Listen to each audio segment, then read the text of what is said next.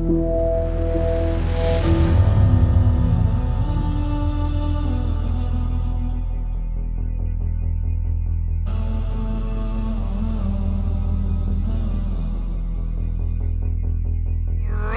everyone. Are you excited for another episode of my thing is fucked up. Zoran, turn off the my thing fucked up. Zoran, what did you do? Turn off. Yeah, turning him off. Welcome to our new season, everyone. We're doing great already. Off the beginning. No, we gotta redo it. We gotta redo it. Hold up. Okay, hold up. Okay. You gotta redo it. Center yourself. Get your chi. Turn off. Get your chi. Get your chi back. Get your chi back. Okay. Here, take the sensu bean. No. I'm balancing my yin yang chi. All right, hold up. Because okay, now. Alrighty, everyone. Are you excited for another exciting episode of Rotgrind? Yippee! Woo! Yippee! Rotgrind cricket lesson!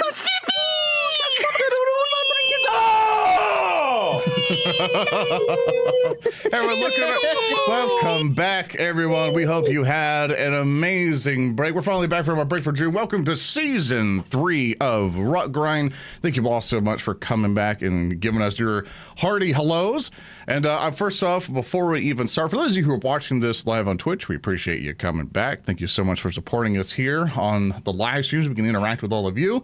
And I will also like to do a big shout out to Skellybean, who gave us this fantastic new overlay. So if you're watching this on YouTube or Twitch or so, you'll see that we have a whole new overlay. So for players, you guys probably already saw in the thing, but now you can see it all functioning, everything moving, all this stuff going around and stuff.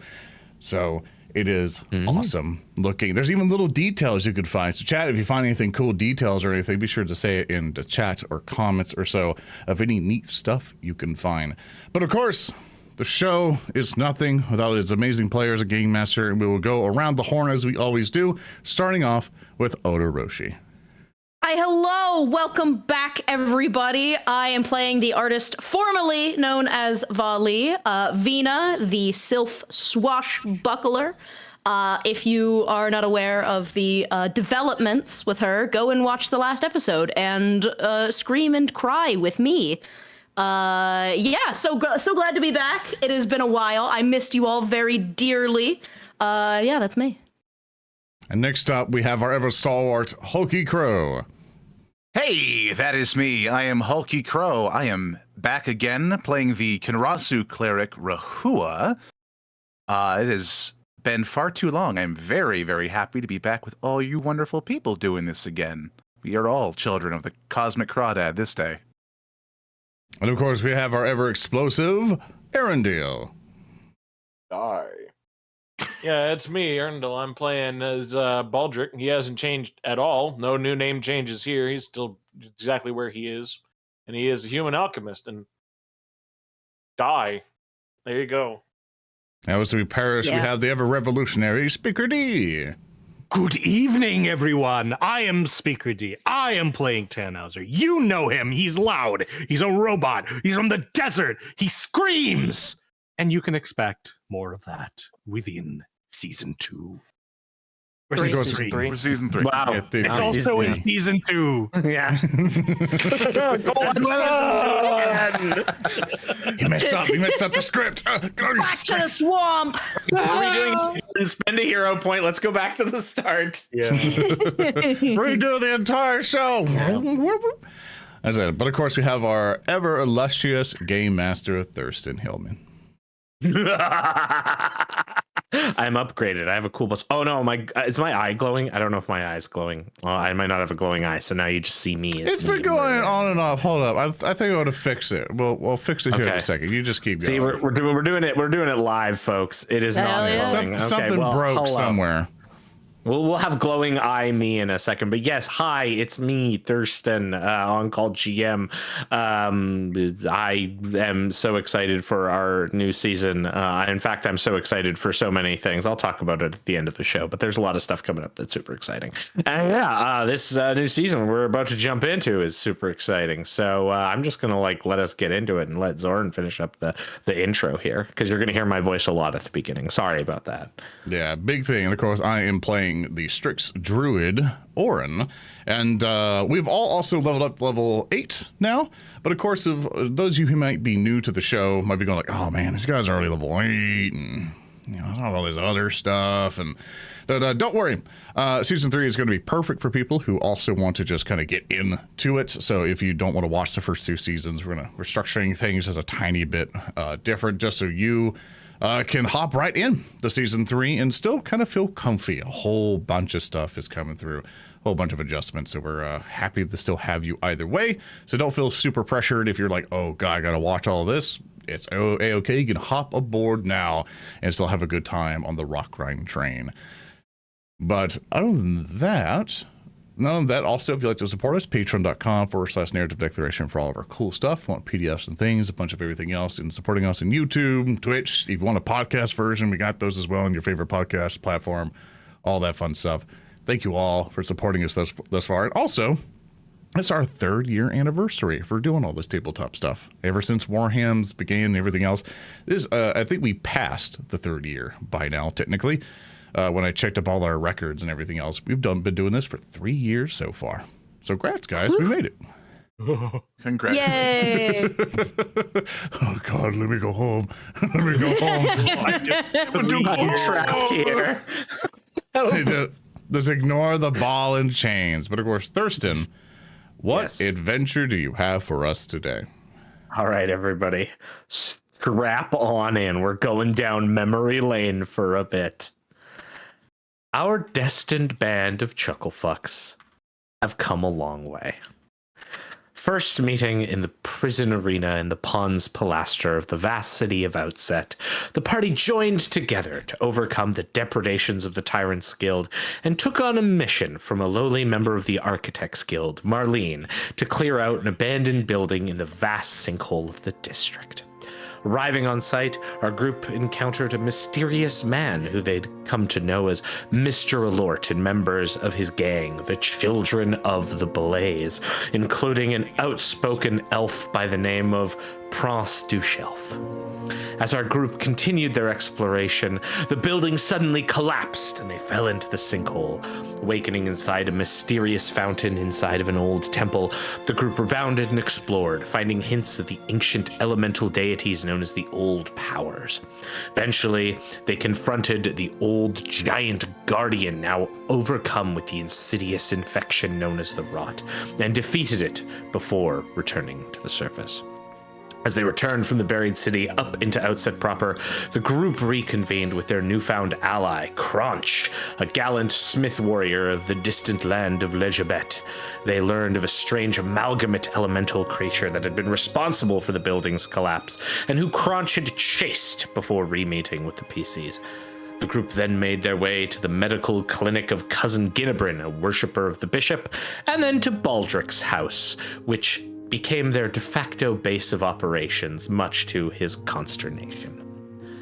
The party then discovered that their original hiring to inspect the building might have come from the Children of the Blaze, and that the children were holding a notable scholar on the Old Powers, the Gargoyle de Hawkus.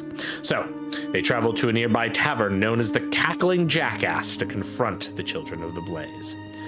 There, they once again met the pompous Prince du Shelf, who had been present at the building, and through some efforts and something involving owls, our group managed to recruit not only de Hawkus, but also the Alchemist Krim and her homunculi Glubtalk. Leaving the Cackling Jackass, PCs had some hijinks at the local eatery before becoming pinned down by the local corrupt constabulary, the Tyrants Guild. A battle in the street against agents of the guild escalated, and the PCs fought them until a mechanical monstrosity of one of the players' own minds appeared. The Chainsaw Car. ensuing battle. Yes, the ensuing battle led to the sudden death of 2 PCs, both Oran and Valli, who were brought low and rendered into bits by the chainsaw car and the treacherous prostitute shelf, respectively. The remainder of the group then fled to Baldrick's house. However, death did not claim Oran and Valli, who awoke in the old subterranean temple they'd fallen into during their first adventure together.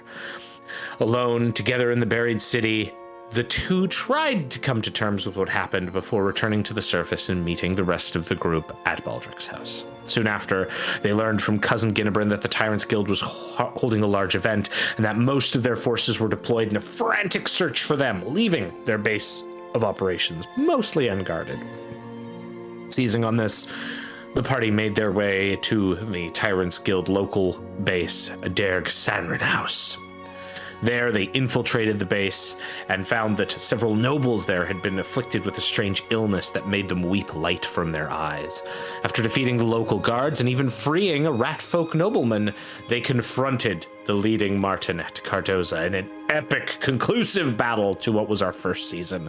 Partway through those struggles, the Martinet transformed into a being of pure light, though the heroes still managed to defeat her, but Valli fell once again during the struggle, only to return to life again in a fountain outside the Derg. Following their victory, the group laid waste to the Derg as rioters took on Tannhauser's words and enacted a revolution of their own within the city. Following their victory, the PCs quickly hightailed it out of Outset, beginning a new adventure by traveling into the adjacent swamps of the Solitude in search of the local twang folk, primal worshippers of the old powers, who might have a way to combat the rot that had seeped its way into Valli and Oran following their respective resurrections. Along the way, the group encountered Pickturn Squelchfoot, lost halfling separated from his caravan, who joined the group as they traveled to Zabblezap's trading outpost. At the outpost, the group decided on how best to explore the swamp, meeting with other members of the trading outpost, including Baldrick's old acquaintance Victrix and the overprepared Dita Neeson of BMF Company. A final meeting with an ashen simulacrum of Mr. Alort sent the party south in search of Oran's personal objective near Outset, his missing draconic companion, Gorgamonger. Meanwhile, Baldrick hired Victrix and some mercenaries to begin exploring out west for the Twang folk. This carried on, and the group joined with Dita and her crew since it was along the way, and they took a slight detour to explore an ancient siege tower from the fundamental beings known as the Perfectites, a massive silvered cube within the swamp. Inside, they learned the outpost had previously been used by soldiers of the Prince's old armies, another of the deities of the world, before more recent occupants had come to experiment on Gorgamonger. Before leaving, the PCs battled against a misshapen draconic horror deep within the siege tower, seeing that it was some kind of offshoot of what had been done to Gorgamonger.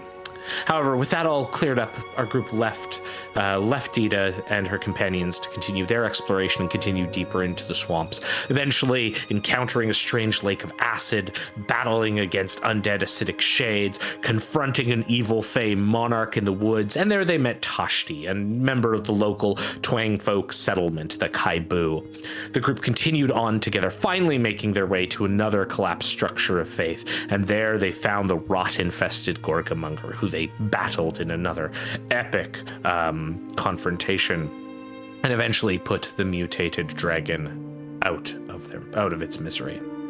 Continuing on, the group found a strange leftover from the past as they made their way to the Kaibu, a reality engine from the distant land of Ziskoran. Staring into the device, Rehua found himself suddenly transported to another place at another time before coming back.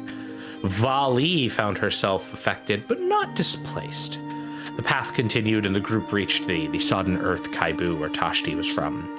But we had a brief interlude, because we like doing those, and our group was put to the side as the B team took to the stage, led by Victrix, and began exploring the western edge of the Solitude in search of the Twang folk. There, they discovered the remnants of a caravan that had been attacked by fiery elemental creatures. And further on, they met a group of children of the blaze who claimed responsibility for the caravan attacks, and that group was led by Pros du Shelf. A meeting between the groups took place, and Pros took Victrix back to their camp, with the remaining mercenaries planning on tailing the children and freeing Victrix. However, they couldn't do this because they were attacked by the strange elemental amalgamate creature.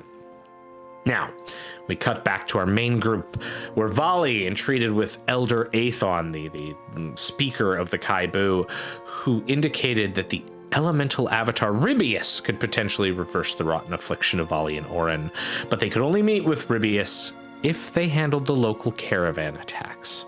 The PCs agreed, and they went to visit Bjarna, a zombified dwarf in the Kaibu, who used ancient rituals to reverse some of the rot that was affecting Valli. Explain more of the concept of destiny to the group, and then they headed out, eventually confronting the Children of the Blaze at their nearby camp. They finally put down the menace of Pros du Shelf after he was literally ignited in flame and ran around screaming. But what the children dealt with, the PCs returned and made their way to Ribius's hidden grotto, where they encountered the massive frog-like entity, who beseeched them to travel deeper within the grotto to find the source of the malign corruption that had put it into a torpor. At the end of the grotto, the group found the source of the corruption, deposited crates from the Medics Guild of Outset, which were full of raw rot. As the PCs encountered this, they also discovered that Picturn Squelchfoot, who had been their stalwart companion since their beginning in the Solitude Swamps, had become rotten, and had been rotten the whole time. And since he was not destined like the PCs, no one could help poor Picturn. This revelation sent Picturn spiraling as he became a manifestation of the rot itself, engaging the PCs in another climactic season showdown before they defeated his rotten avatar and let what remained of his spirit depart. The group took a moment to tell their respective tales, each of them giving hints on their own backgrounds, including Valli revealing her true name of Vina, Rehua speaking of the cosmology stars, and as a lot of you said in comments, stuff that went way above your head. Baldric, who wasn't there, but Victrix, who was, talking about some of her history with Baldric. Tannhauser speaking of the faraway land of Golgotha and his history, and Oran explaining the history of Gorkamonger. All of this gave young Picturn the oomph to carry on, which he did, leaving behind a small essence of himself that the party took to heart. After this, they returned to speak with Ribius, who could now sing the song that restored our rotten characters. But in a surprise twist, Oran asked to be reunited somehow with his lost dragon, Gorkamonger. And the adventure ended with Oran stepping into the open maw of the vast avatar. And now I'm going to take a sip of my drink because I've been talking for a second. Yay, good job, yay! You did it. But now our session Very nice. begins, everybody. As many things do.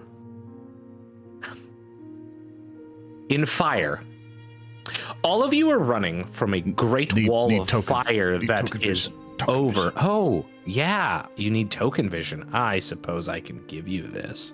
Oh god. Oh, God, please. Oh, God. Oh god. Oh fuck. Please, God. Oh, God. We have no God. token vision. Token vision? Now there's the Gosh. fire. There's the fire. Begins in fire as all of you suddenly realize that you are being chased by a wall of fire through a burning city. The wall itself is rushing towards you. This is a chase, everybody. And so what I'm going to need is for you to run away from the fire. You can do this in any order you like. All of you are here. This wall of flame is heading towards you. I'm giving you no context for this. However, you know you need to get ahead of it. With that being said, there's a couple ways you can do it. You could use acrobatics or athletics to get ahead of it as it's reaching towards you, or possibly even using some more esoteric arts like arcana or nature to maybe find some patterns within the fire to stay ahead of it. If you don't do well on this check, maybe some of your allies will pick up the slack, or not.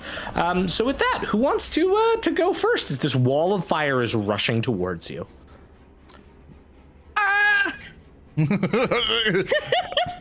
Oh God. Yeah, I'll take the first napkin. Vina is going to. I have now taken Swashbuckler's speed at level 8, so I am going to kind of. I'm just going to, whoever's nearest to me, I'm going to grab their wrist and just start sprinting, kind of bounding between objects, kind of trying to acrobatically make my way through the fire, just making sure I don't leave anybody behind. Yeah, please give me a check on that. First Sure. roll, new season. All right, that's going to be a 25. All right, so with your 25, you are able to keep ahead. You manage to gain a success on this check, keeping ahead of the fire, looking out for some of your allies as you do so. So that's going to be one success here. Who wants to take an action next? I'll go next. Yeah. So, Thurston, looking around, are there any side paths out of the way of the flame? Right now, the flame has just come up, and it's more about getting ahead of it than finding a path through right now. So there aren't any side paths that you think you're kind of needing to make some distance between you and this wall of fire. While I am going to make a... Let me see here, what would be most appropriate? I'll make an athletics check to keep ahead of it. But in order to supplement that, I am also going to douse myself with one bottle of the pure water that I have. Yeah, absolutely. So I'm going to take away one of those and hopefully give myself a little bit of an advantage. I will knock myself down one of the very clean bottle of water. And then I'm going to make an athletics check to stay ahead. Since, as you said, it's about staying ahead. You a big shot? Oh, Yeah, I'm pretty big. I got a Yeah. 31. Yeah, Baldrick is keeping pace. This is definitely a success. You aren't winded or anything. You're seeing this, and you keep ahead of the flames as they are roaring towards you. Keeping pace with Valli in just a different way, more of like an endurance running forward. Who would like to go next? I think I would. So we're in a cityscape, right?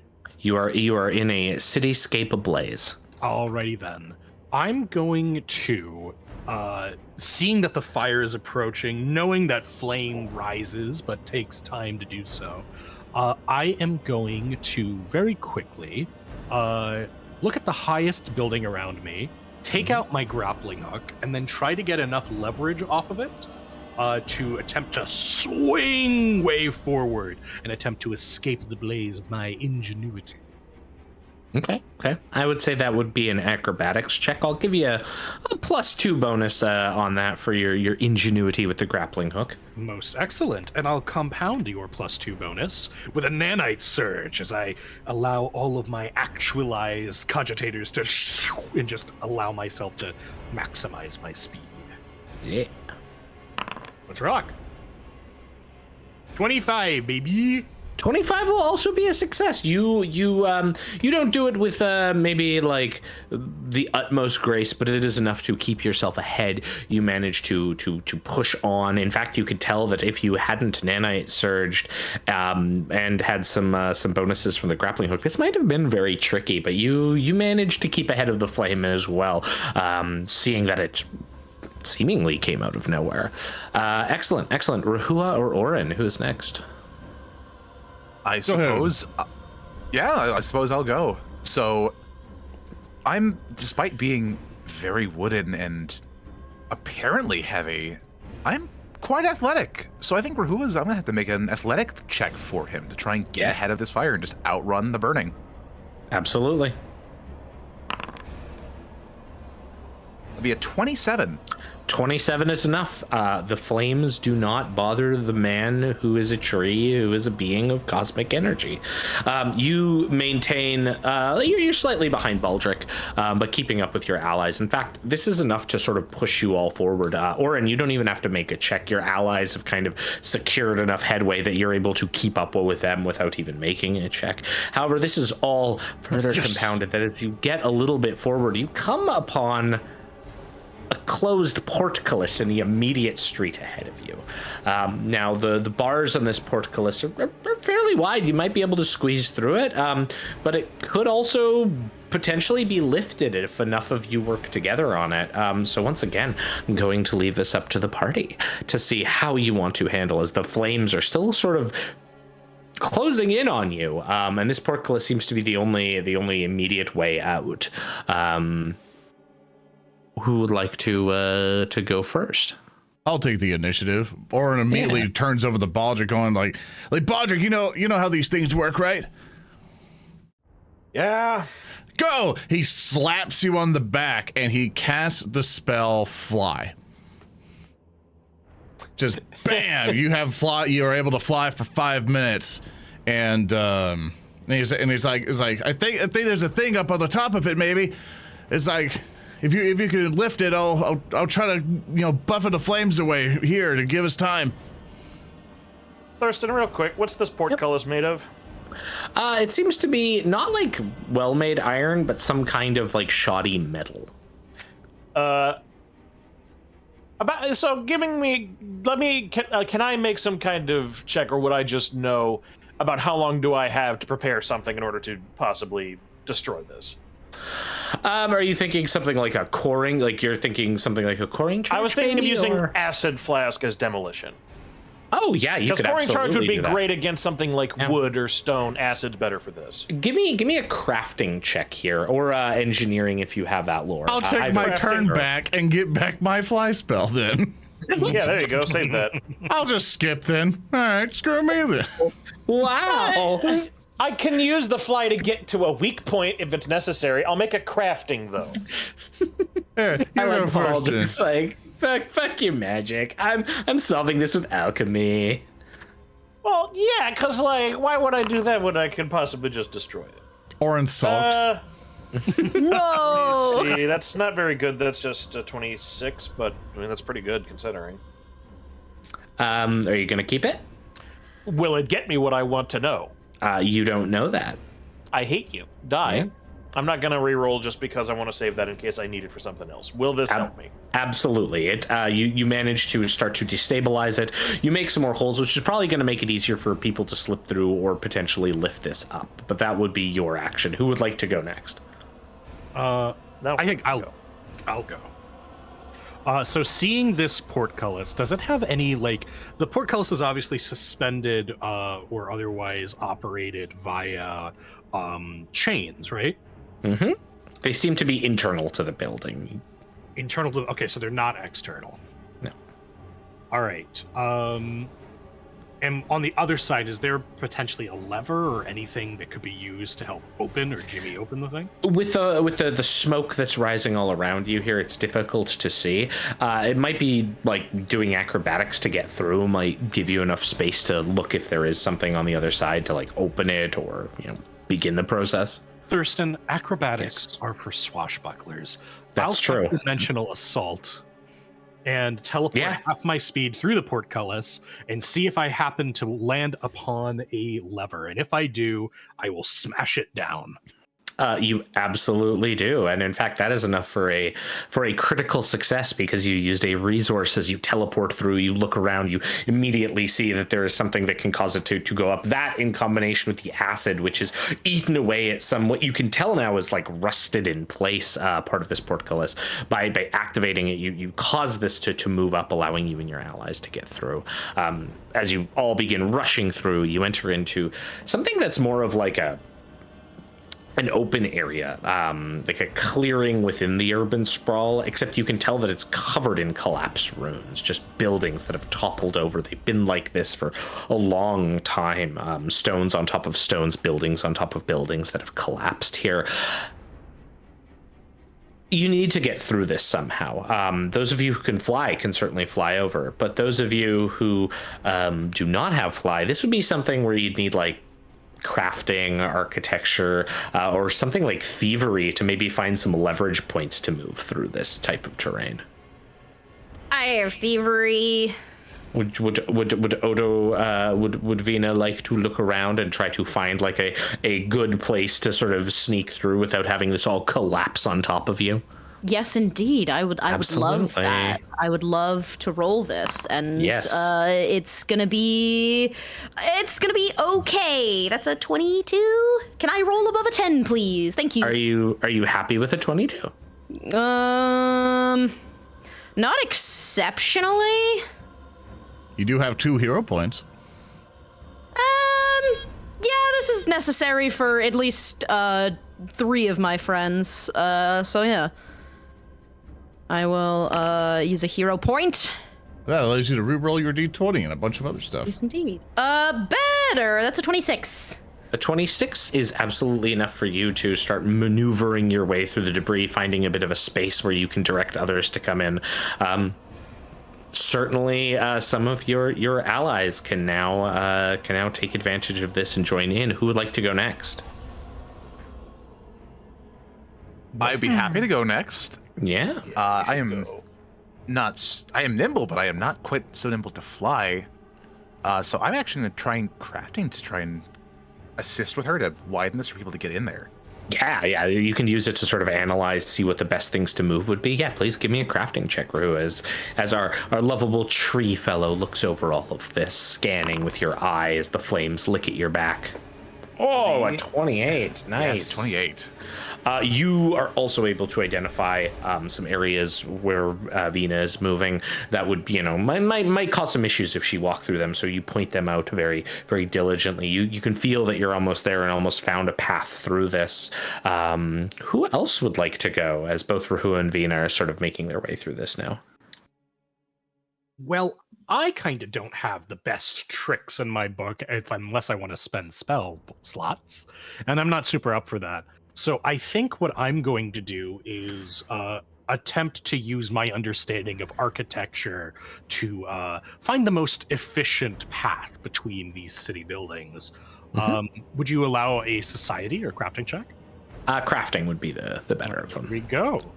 I'm an experienced shipbuilder. Buildings can't be that different. That's a 31. Apparently not. Your nautical senses somehow translate to urban development in a way that boggles the mind, but is enough for you to push on forward through. And as you do so, you are able to lead your fellow allies, and those who can fly can certainly just fly above. And you find yourself now like past the ruins and in this open area. The smoke here has become all-encompassing, really. You have a little area around you, like a break in the smoke that seems to be shrinking with every second. The sky above, for those of you with like flight or wings, it almost is too treacherous to move into because you can't breathe in that kind of environment. So all of you come together, sort of in the middle of this square, having come through, and this is where you see something swirling, something moving within the flames, and it takes on this tangible look. At this point, the thing in the fire is approaching you. And I'm going to give each of you one check. You can use either deception to create a diversion, intimidation to try to shout it off, religion to ward it off somehow, or stealth to hide. And I'm just going to go in the order of my choosing. Then I'll start with Oran. What would you like to do as this shape in the fire seems to be moving towards you? I am going to use stealth, as Oran has learned to become a lot more sneakier as of late since his previous encounter. So I'm going to try and sneak away. Okay, give me a stealth check. That is a 24 to stealth, and I'm going to accept that. All right. You're trying to find, but Oran, you're not finding a good place to hide here. It's fairly open. The only cover you have is from the smoke itself, and it's almost like this thing in the darkness, and the fire can sense you. That brings us to Tannhauser. How are you handling this situation as the form advances on you? Tannhauser does not flee. Taking out his sword, he will plunge it into the ground, dragging it along him, and actually step forward towards it. I'm not so afraid of infernos. In fact, I'm quite good at quenching them. And I'm going to try to intimidate it. Into backing the fuck off. Give me that roll. Let's see. That's a 30! There you go. Very nice. Very good. Very good. Yeah, Okay. Speaker D roll big. Yeah, it seems like the entity in the fire momentarily flinches, but your allies need to be part of this as well. It can't just be one person here. And that will bring us to Baldrick. How are you reacting to this? What are there any other possible things that can be taken cover behind? Anything at all? Or is it just like hosed? Some broken stone bits here and there. Like, you can make a stealth check and that would represent you finding something. I could. I will. Okay. Okay, and I do not take a penalty from armor checks or stealth. Go! How's a 32 do? 32 is absolutely great. Baldrick, you have worked with Tannhauser enough to know that as Tannhauser takes to the grandstand stage and makes his proclamations, you know the best place for you is to be hidden and ready to follow up, which you immediately snap into doing, finding a chunk of broken debris that must have been flung out here at the very edge of the sort of fire fog that's encompassing the area, and you manage to position yourself behind it, ready to strike it at a moment's notice. And as you do, that leaves two of your allies still to figure out what they're going to do. Rehua, what are you doing? Rehua is going to back up Tannhauser, just kind of loom behind him, this ethereal, almost alien presence, wordlessly staring deep into these whatever entity is emerging from the flames, as to say that it will find no purchase here, and these flames too will die out like the rest. And I'm going to try and intimidate. Do it up. Oh, That was I not saw so the, good. I saw the 20. Oh, you saw the 20? It's fine. You know what? We'll hero point. We'll hero point. I'm not satisfied with that. Be the hero! Godspeed. There we go. 31. Better. You flinch momentarily, Rehua, as whatever this thing is, as you look at the shadow, the swirling shadow within the flame, there is some connection, something that goes beyond the material as you look at it. And there's this brief moment before you steel yourself as you realize you are a being of anarchy. You are the mote of change in this cosmos. And you're ready to take this on, immediately stepping behind Tannhauser and following, as you said. And this entity then takes a moment to flinch as well. That brings us to Vina. What are you doing? I'm going to back up Tannhauser and Rehua. I'm going to see if I can't, as they're kind of making their stand, they're puffing out their chests, they're being intimidating. From behind them, I'm going to kind of, for emphasis, ducking behind, try and make them seem more intimidating. I'm going to try to deceive this thing into thinking that there is so much more cosmic power behind these two than it could ever imagine. And I'm going to fire off 2 shots from the Martinet's 2 guns, just this streak of light into the sky like a flare, and just kind of try to bolster them a little bit with my deception. Give me that deception, please. I get a nat 1 and shoot them in the head. No, that's a 28. Oh, very good, very good. All right. With that, you unleash the brilliant light of the Martinet's pistols, the bolts going off, streaking before being consumed by the choking smoke that has now almost enveloped you. All of you are in your positions now, with some of you readying yourselves. Oran slightly aback, Baldrick taking a position to ambush, and Tannhauser, Rehua, and Vina boldly stepping into the darkness of the smoky mists to confront this thing. And as you do so,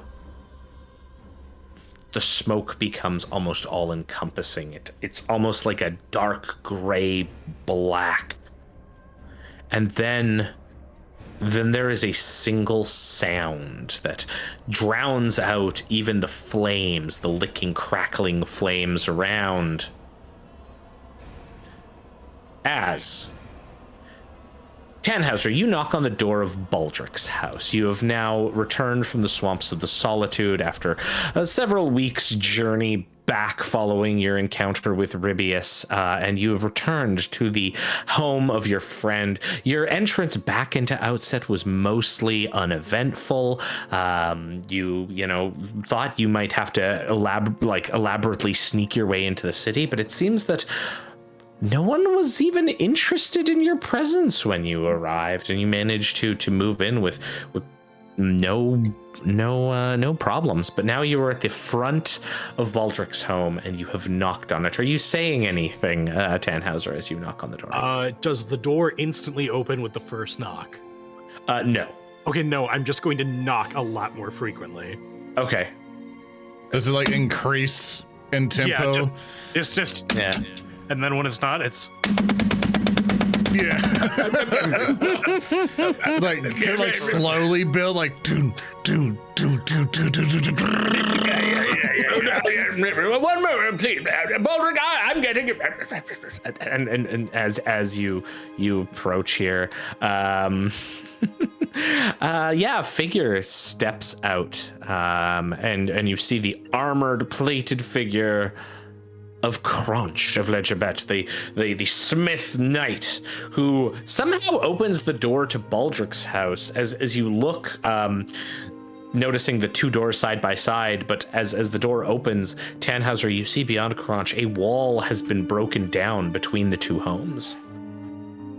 Hello. Crunch. It has been too long. I'd been praying to all of the gods that the Rook, the Bishop, sometimes even the Baron, to be quite honest. It's a good pleasure to see you all again. Baldrick will be so ecstatic. I mean, he's been rather quiet lately. You know.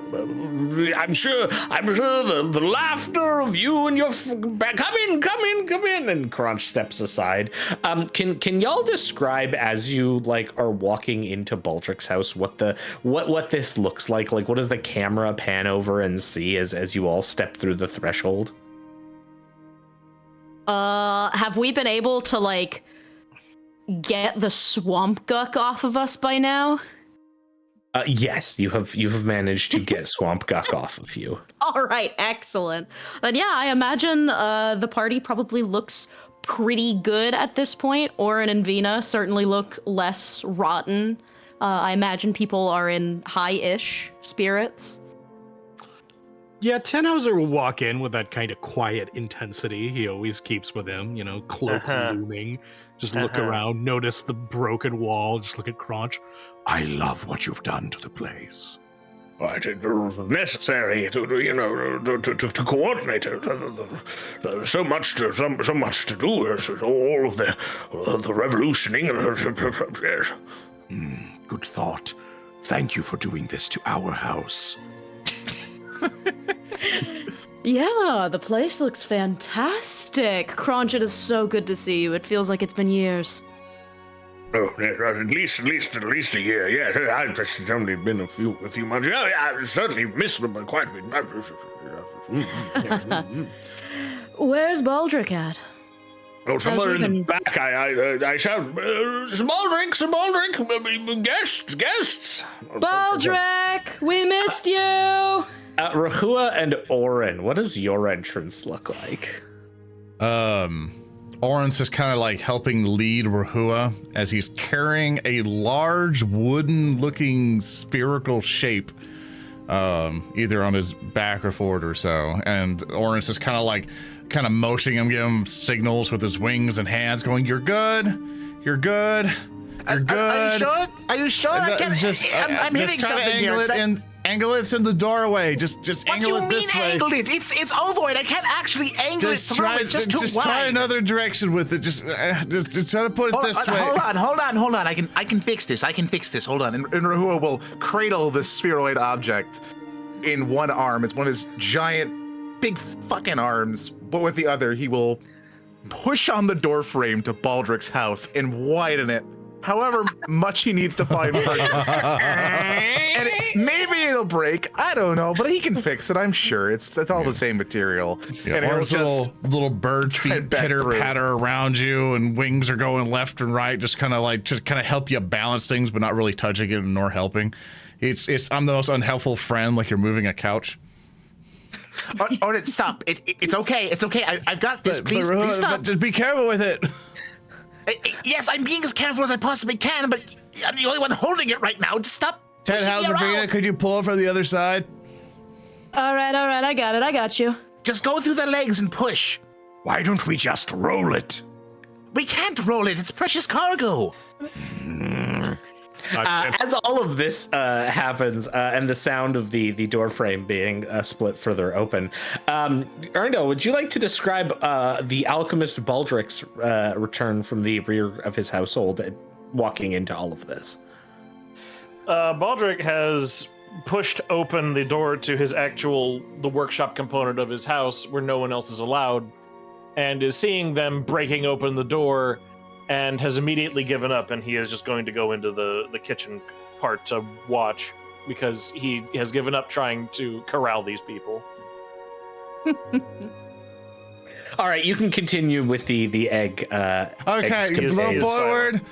Okay, we're moving it here. Now Okay, move with your Would it help if I Thanks, put my knock, shield down and perhaps we put it on the shield and use it like a sled? Would that maybe Yeah, help? that'll help out. All right, for the glory of bring it here, legend bring it here. places. All right, I'm It's good to putting it see you, down. Mr. Crunch. That's very good to see you. I'm very glad as- I can as help you he's with whatever pushing this is. things, as he's pushing stuff and everything, Oran will see Baldrick like, Mr. Baldrick, I missed you. Hey guys. I hope your trip back. Hope your trip back was okay. And he kind of pushes, helps Rehua and then pushes the wooden orb forward. It's nice to see you too, Baldrick. I really hated your friend, but it's really good to see you, friend. Oh, Vic wasn't that bad. Yes, she was. She was not very good. She was. Yes, She was kind of a bitch, but you know, God forbid women do anything. Where is she anyway? Did she split up with you guys? Rehua will take a moment to anarchic barrage, Fina. everyone. PvP. Yeah, everyone, let's all get our highest level spells and just. Yeah. DPS I'm done. gonna cast. Yeah. Oh, I'm not gonna cast that one yet. No, Oh. we're fine. We're cool. So Laugh on track. that note, where the hell is she? Did she manage to ditch you guys or what? Where did Victrix go? She left at Zabblezap's, deciding Yeah. not to return to the city with you. She split off before we headed back to Outset. Decided to just kind of chill at Zabblezap's for a bit. She's probably returning to whatever swamp pit she originates from. She Yeah, told us that- we weren't cool enough papas for us to hang out with, so she just left us and told us to go kick rocks. Not even me. That doesn't sound like something she would say word for word, but sure, I'll believe that.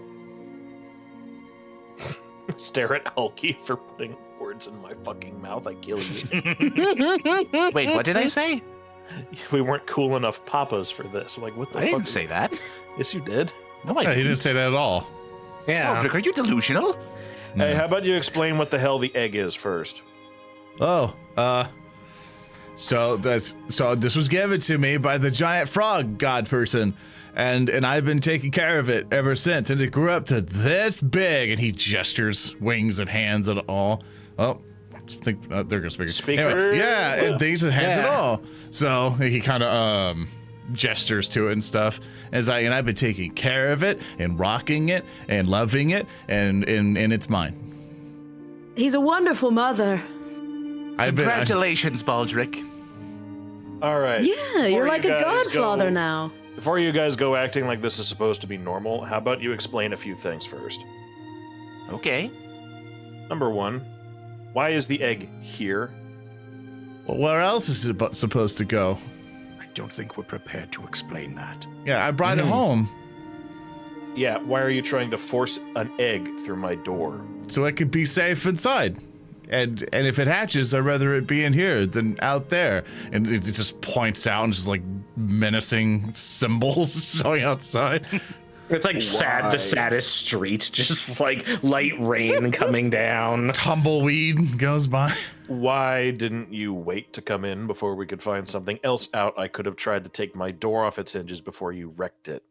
Well, we would have to do some kind of renovation to the properties nearby. And do you know how hard it is to set up a shell organization to buy another property when you're marked for death? Rehua, It's not what an the hell are easy you thing. talking about? You're literally trying to push an egg through my door when I didn't take my door off the hinges, which I'm willing to sacrifice space for the egg. I think it's fascinating. You're missing my point. Crunch. What a guy he is. You I have are a missing question. my point. Oh, yes. I have a question. Is the wall between Baldrick's house and Kronch's house destroyed and there's a door or something? Oh yes, yeah. Like there. So there's two doors that are side by side for the two houses, and then there is a wall that divided them. The wall has clearly been broken out. Oh, well, can Hell I yeah. put this in your defining line, Mr. Kronch? Yes. Should we put it on the shield again? That seemed to help. Oh, yes, please. I really love the fact that I'm being 1000% ignored. I'll just go ahead. You're good. No, I've been being ignored. It's fine. Continue, egg. It's like, Oran takes care of that, but basically just like, I was like, well, sorry, Mr. Baldrick, but, it's been a nervous journey the entire time. I thought outside customs would have taken it, but we were able to get by with no problem. Oh yes, things have changed. There was that parade a while back, and things happened there, and then there was honestly, So many the Tyrant's dead. Guild hasn't been here.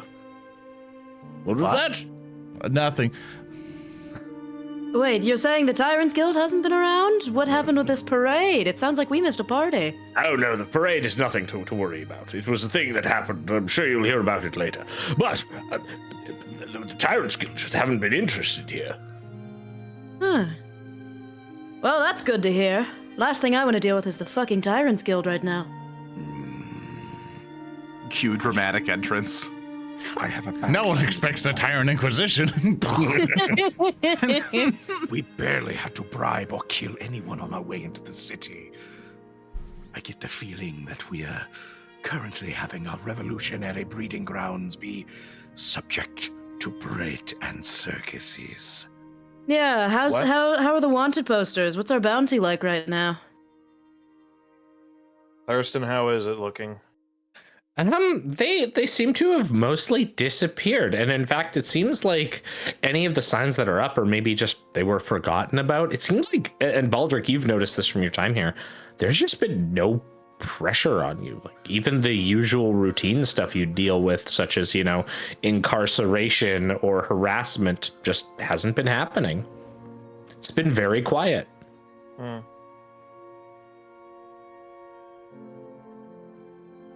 But yeah, sorry, Mr. Baldrick. Rather your door. I'll help fix it. Whatever. Get the egg in. Come on. Okay. Okay. Pushes the egg inside with Kronch. Shield sled gets egg in. Very good. Welcome back. As I said, it's good to see you all again. I was hoping to have your return for what I'm sure is Tannhauser's new plan as part of the next phase of the revolution. Oh, indeed.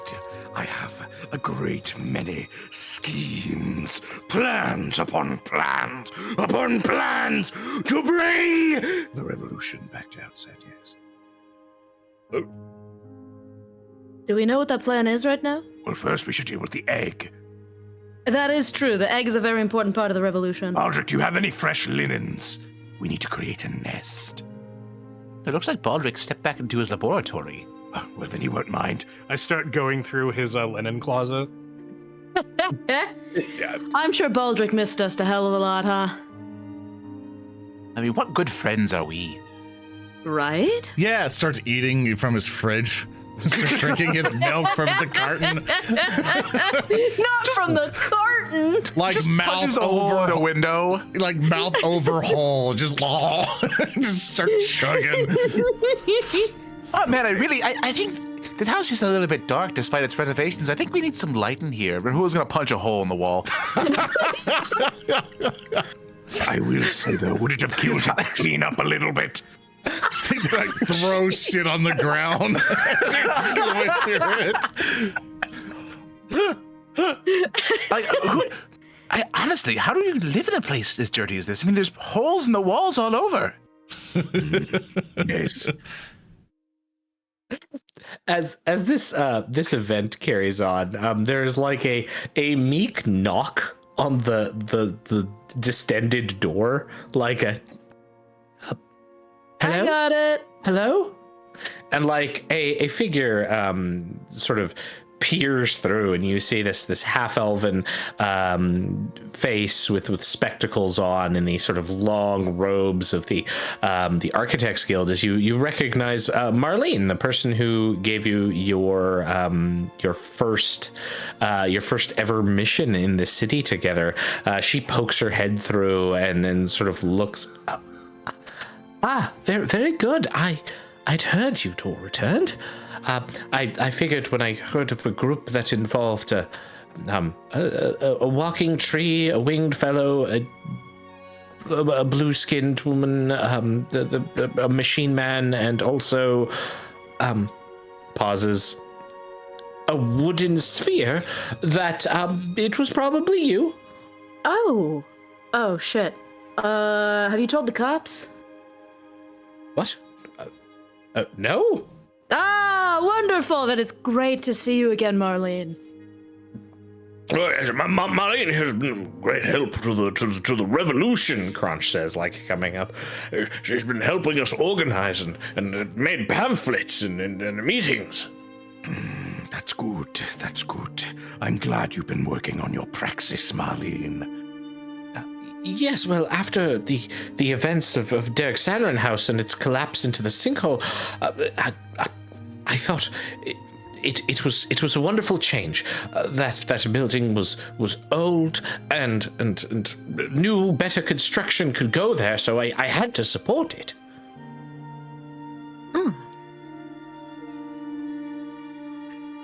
Indeed.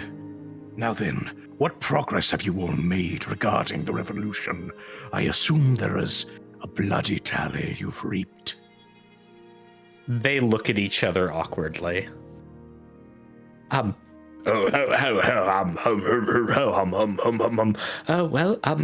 We've been to several town halls. Right. Ah. And you bombed them. Well, we thought it best to voice our concerns. We started off with 60 people, very vocal following the Derg, and then of course we went down to about 30 people on the second meeting. Oh yes, that third meeting though, that was the worst. Only 7 of them showed up. Why didn't the people show up? Have you ever been to one of those town hall meetings, the Pilaster review boards? Oh, it's No, I'm new in town. It's the doldrums. You have people who will come in there and talk about the most mundane things, and they'll go on for so long. I see. Well, yes, that's why you're supposed to organize a workers' council to deal with that.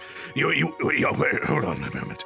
You're telling me that you brought the revolutionary meetings into the town hall and you addressed them with the local municipal authorities?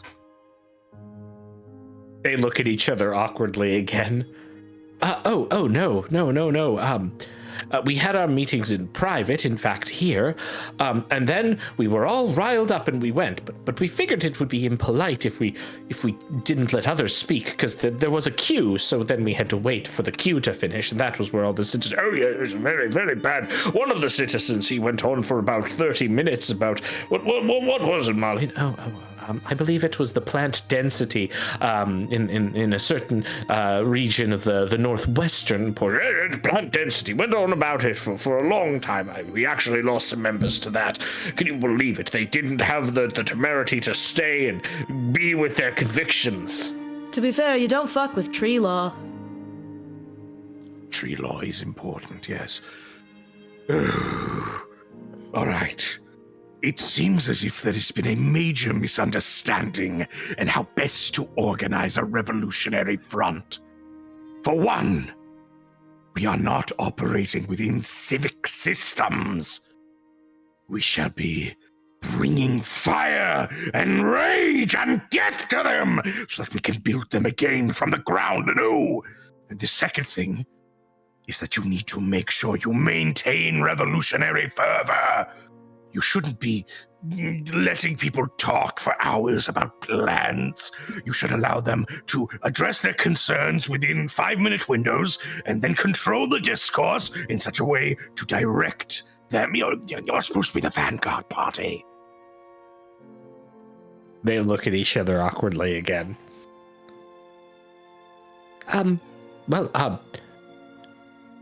There's always Dale. Yeah, well, do we really want to? Dale is a bit of a loose cannon. Tell me more about this Dale. He's just good. He attended the post-Derg meetings, but really, he kept asking where the guns were and the bombs were. Yes, it was good. Yeah, we had to stop having our meetings near this house because we were afraid he would try to get into Baldrick's office. This Dale seems like an upstanding fellow. I think we'll need to contact him. Well, I don't know where he went. He kind of wandered off into the streets, muttering about finding his own bombs and guns. Is it possible for you all to organize another meeting? Oh, yes. We scheduled our next one. It's 3 weeks from now. Is it possible to organize a meeting? Oh, no, you don't understand. Lucille's having the shower next weekend, so we can't interfere with that. And then, well, Rod is going on to one of the other plasters for a bit, has to do some work out there, some contract work. So we're trying to it's very, very difficult. All right, we will be scheduling a meeting for later this week, and whoever comes.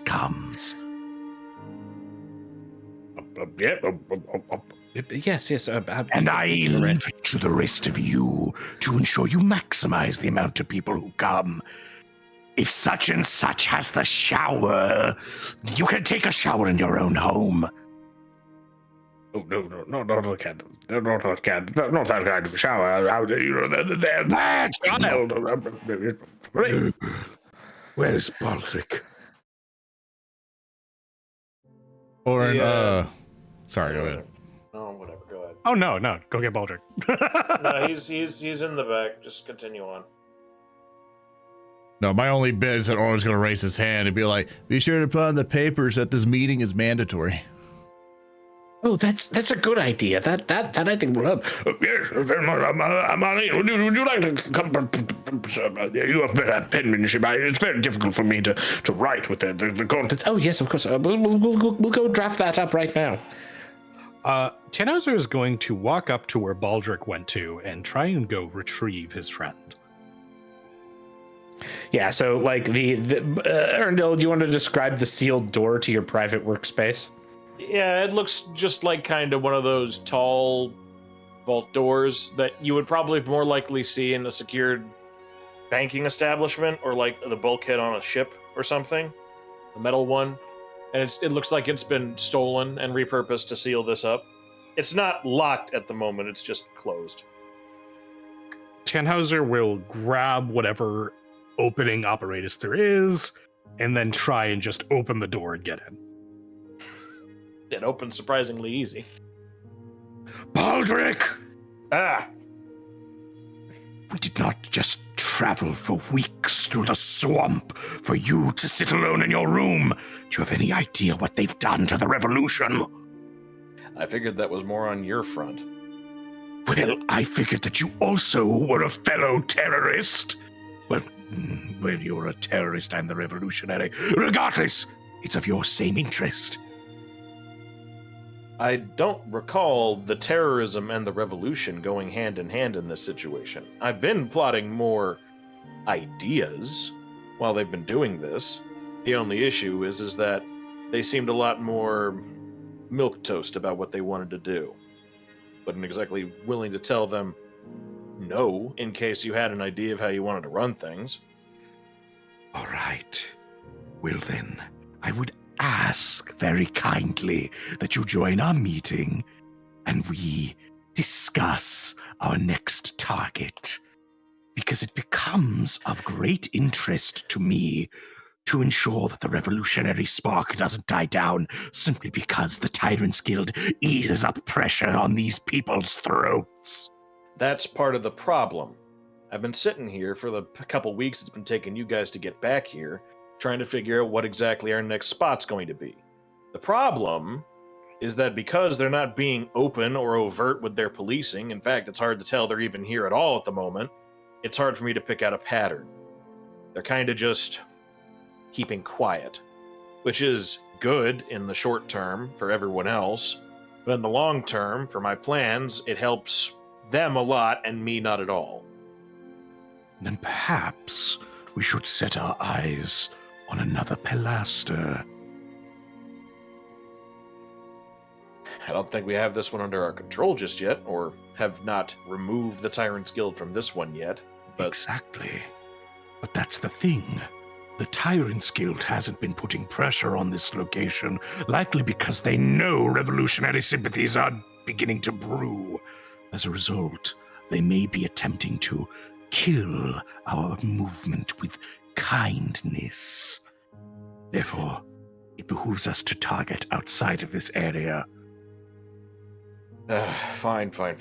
Listen, I need to get information from you guys beyond the egg that you so kindly bashed through my door about the trip back. We still have a lot to talk about in case you don't remember. Yes, indeed we do. Why don't you come down and we discuss this together? In just a moment, need to finish this one up. He's just kind of fiddling with a small apparatus. You note that there is a large object in the corner, what has a large tarp draped over it. Is it There's like not glowing much- green? Like, is There's there a like faint a glow in whoa. any little cracks of like the coverage. You can't see much about it, but it's just sitting there quietly. Makes no noise, just sits there glowing. What are you working on, if I may ask? Main thing is this is a component for, and Baldrick's going to tilt his head slightly to the side and kind of jerk a corner of it over towards the object below the tarp. This. I really cannot, for the purposes of keeping this secure, tell you anything about it. What does that mean? It Do you think means, I talk?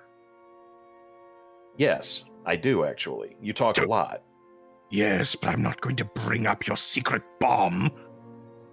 Didn't say it was a bomb. Well, what is it? I can't tell you because you might use it as some kind of propaganda for your revolution. Baldrick, on my honor as a revolutionary, for the immediate future, I will not use it as propaganda.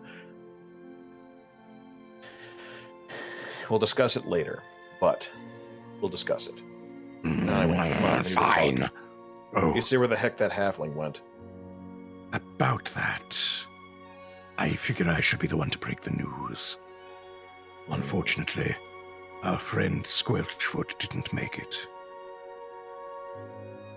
Let me hear it from the rest of them. He's going to Alright. get up and place the object he was working on down and back out into the foyer so we could talk with everyone else. Very good, very good, very good. Yeah, you walk back out to the foyer where everyone's kind of like taking a moment to relax a bit now that they are out of the open streets and no longer in a swamp. Oran, Rehua? stop drinking the milk like a caveman. Hey, you mind your own business. All right. Now, Rehua, we gotta plug up these walls before Baldrick gets. He sees Baldrick. Or what are you Baldrick- talking about? He's still in his. Baldrick points to the crossbow at not at Rehua, at Oran. Hi. What? Mind putting that back in the cold storage? Here, thump. He puts it back slowly. He kinda Also wipes- accepted. Did you look at the expiration date before you started drinking? No, the chunkier the better for Oran. No, he's not telling him what specifically that jug was an experiment for. Come on, foyer, get out of my kitchen. Okay, haven't ate anything like all day. And Oran leaves. That's not my concern. So, Baldrick, how the hell have you been? Busy, getting nowhere, but busy. Well, I guess it's a good thing we're back now, huh? On that, Tannhauser mentioned something of particular note to me, namely regarding the fate of Mr. Squelchfoot. Yeah. Care to elaborate? Picturn was already afflicted with the rot by the time we all met. Over the course of our little journey together, it got progressively worse and worse, coming to a head when we went to Ribius's cave. Unfortunately, by that time, there was no saving him. He wasn't sponsored, like Oran and myself, so there was nothing to be done. No, if he was And- rotten before we met him, there wasn't anything we could have done anyway. Maybe. Hate to have that thought, but you're probably right. No, what's done is done. At least he's... Well, I trust you took care of whatever happened afterwards. We did. We gave him a proper burial and moved right along. Not much we've done about it. Alright. As long as you got information you needed from the frog, that's all that matters. You Not did really get all that information out of matters. Ribius, right? Of course. Well, that wasn't nothing. And Oran and I are back to 100%, it seems. At least close to it. Yeah, Oran is now like on the other side of the room. He's like it's a big egg, so he's kind of like arms stretched out, kind of like pushed on it or whatever. He's his ears to it. He's like, it's kicking. It's kicking? It's kicking. Should it be able to kick by now? Oh, God. Oh, Piece of the wood falls off. uh-oh. Puts it back. Puts it back. Puts it back. Puts it back. No, you don't put it back Another on. piece collapses. Puts it back. Puts it back. Puts it back. Puts it back. More. Puts it back. Puts it back. It's opening. Oran, just What the breathe. shit Just is breathe, that? Oran. I'm not ready to be a dad. Too bad. It comes for us all. In what? I can't believe I get to witness the miracle of childbirth. I gotta lie down. Oran, would you Yes. like to describe what happens next? So as he's kind of hugging it, he explains to Baldric, going, well, you see, Mr. Baldric, Ribius was a big frog. I'll lead up to it, don't worry. And in case we didn't get the context, Mr. Baldric, and we made a deal with the giant frog that if he let him eat me, then maybe I could save one of my friends. And well, this is Gorgamunk. And then it starts cracking open, and then as he's trying to fervently put it in, scared that the egg is breaking, everything cracks open. and what is in the form of an egg, and Baldrick would notice is like one of like chunks of his wooden arm have been missing. This was like super mangled. He's been kind of like nursing it the entire time.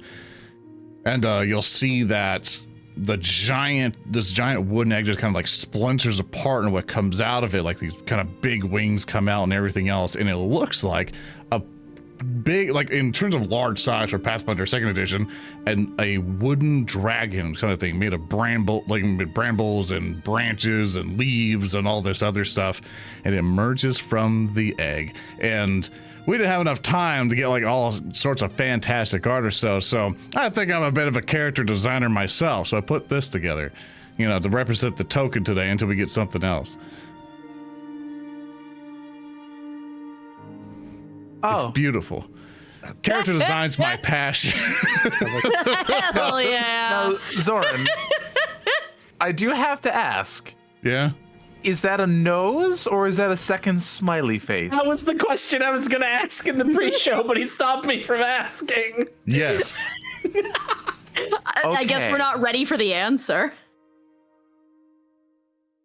Wow, it has your eyes, Oran. I just look at Vina. Are they supposed to be this ugly when they hatch? I mean, it's a baby. Come on, go easy on it. Oh God, it's alive. It's all. Is it? So. Would you mind moving that over to the adjacent foyer through there as he points through the hole in the wall Baldrick, to it's Crotch's a side of it? baby. Does this look like a natal hospital to you?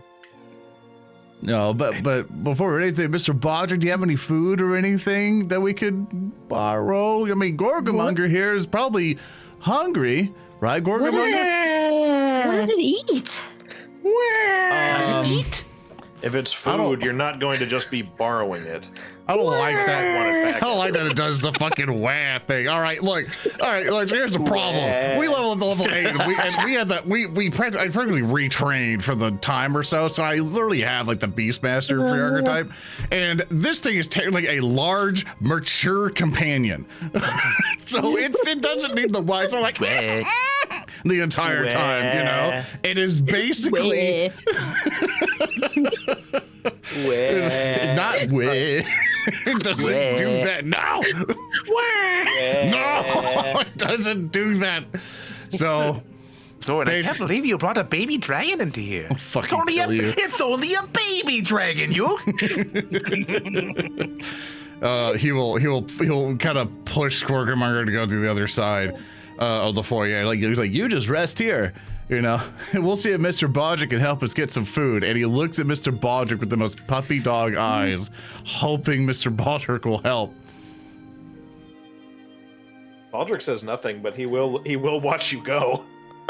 Maybe it's time to go back to Five Guys and get our fly points. How about we not get food from the fly merchant?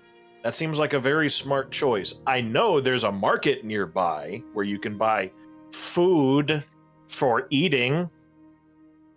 He's going to stare at Vina like, why the fuck do you want to go to the flea market to get pickles? Because I they make think the that's best pickles, Baldrick. Everyone knows that fleas make great pickles. That's No, true. they don't. Do they? Everyone The knows bug that. folk are very talented. Not at making food for us. That's very presumptuous. I had a very good burger. You don't eat food. Shut up! I know. I tried to self-conscious. fit in. Fine, fuck you. I won't cast create food. Eat shit, Baldrick. Last time you tried to create food, you created a live chicken and boiled it in front of us.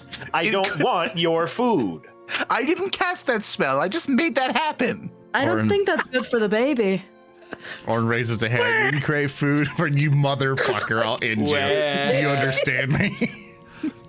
Dad said I don't create good food, so we're all going to go to the fucking fly merchant to get food now. I hope you're happy. Look, Or just we shut could the go to fuck up Grandma and go to the Sweet's. market. We just. Oh shit, you're right. What are you talking about? Her storefront was destroyed by the goddamn Iron Baron. She could come back. Is it I not don't back? know where she. Let's just go to the damn market. She's been please. dead in that building ever since we left. Oh my god, no! Can I make a I'm narrative taking the declaration to where she's been dead in that building since? No, I'm very declare that is not the case. I have more hero points than you. Can I read narrative declare? No. I don't want to think about Grandma's sweet decomposing for a year. I don't think you want to start this game, Soren. You don't want to play this game because I'm going to use a villain point to make a thing, and it's just going downhill. Oh, I have the control of the panel. Oh, you have three. You have 3 villain points. Not anymore, fucko. Thurston, Yes. I am taking the reins. I am Why? going to the market. Wait. Okay. So Baldric, you as this chaos energy is happening, I'm taking Valli and going Vina and going to the market. He knows her as Valli. Okay, so as you grab Valli to your mindset and go towards the door, you open it even though it's like closed, but the hinges are slightly distended now because of the egg. As you open it, standing outside in front of your home is a skeleton. A human skeleton that is standing upright. Its arms are extended outwards and it holds an envelope on it. However, the thing that is notable about this skeleton is not that it is a, dry, desiccated or like a kind of ossified creature. It's that it's plated in gold. What the Can fuck? I roll outset? Well, I don't have outset. Society. Society. All right, I will roll a society. You saying words out loud with that mouth? It's 31. Yeah. So menial undead are certainly a thing in Outset. They are used for a variety of tasks. Families will often to make ends meet will donate the corpses of their loved ones for some coin, and then those corpses are animated, which menial undead do a lot of the labor and work in Outset. It's how a city like this can actively have construction and whatnot. So they're used in a lot of different ways. Couriers is certainly one of them. The gold plating on this skeleton denotes 2 things. One, that this comes from a different pilaster than here. And 2, even though it is a menial skeleton, it's very likely that this is some magical enhancements or whatnot, or belongs to someone of incredible importance within the city. You wouldn't just send a skeleton coated in gold unless one of 2 things. 1, you don't care if you lose your gold-coated skeleton and have that many resources, or 2, you're confident no one is going to fuck with you. And so those are the immediate things.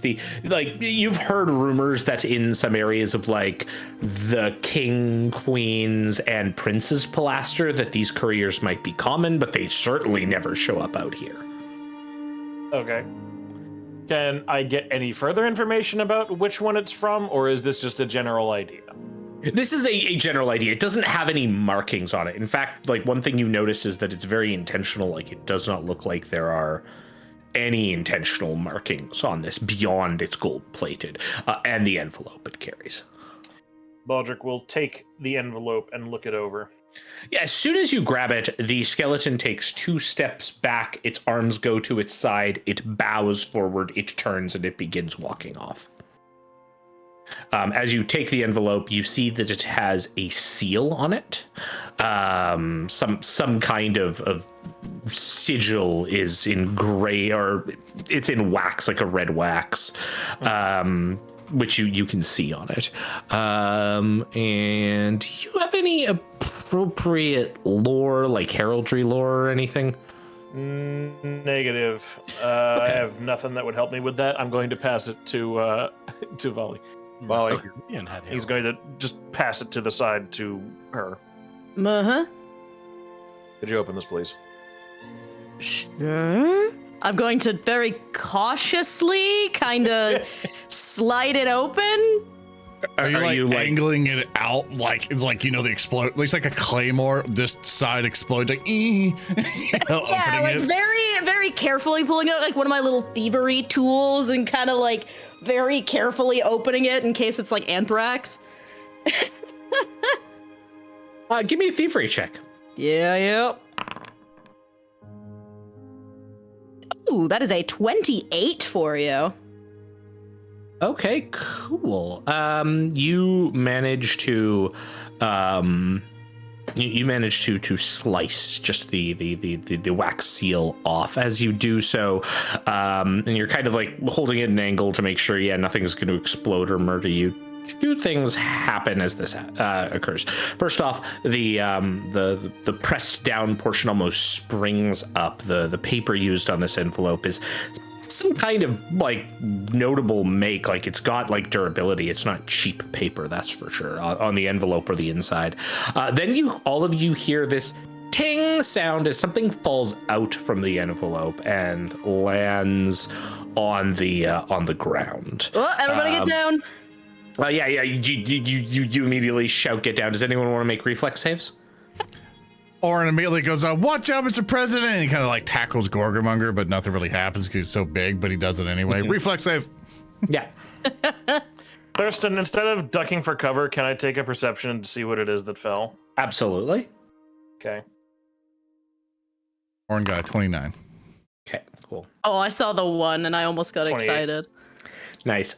It is a single platinum piece. The only time Baldrick has ever seen an outset minted platinum piece was the one time he went to one of the city's museums.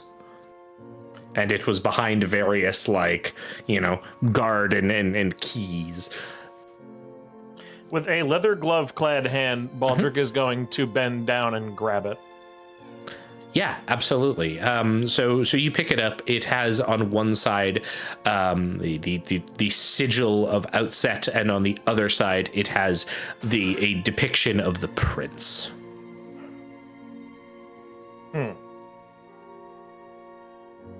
Very What interesting. the hell is that? Oh, it's a platinum piece. Just a regular platinum piece? Oh, it's an outset platinum piece, but platinum's platinum everywhere for the most part. What the hell? Can I roll a crafting to see if this is actually a platinum piece or if someone's pranking us? Yeah, give me a craft check.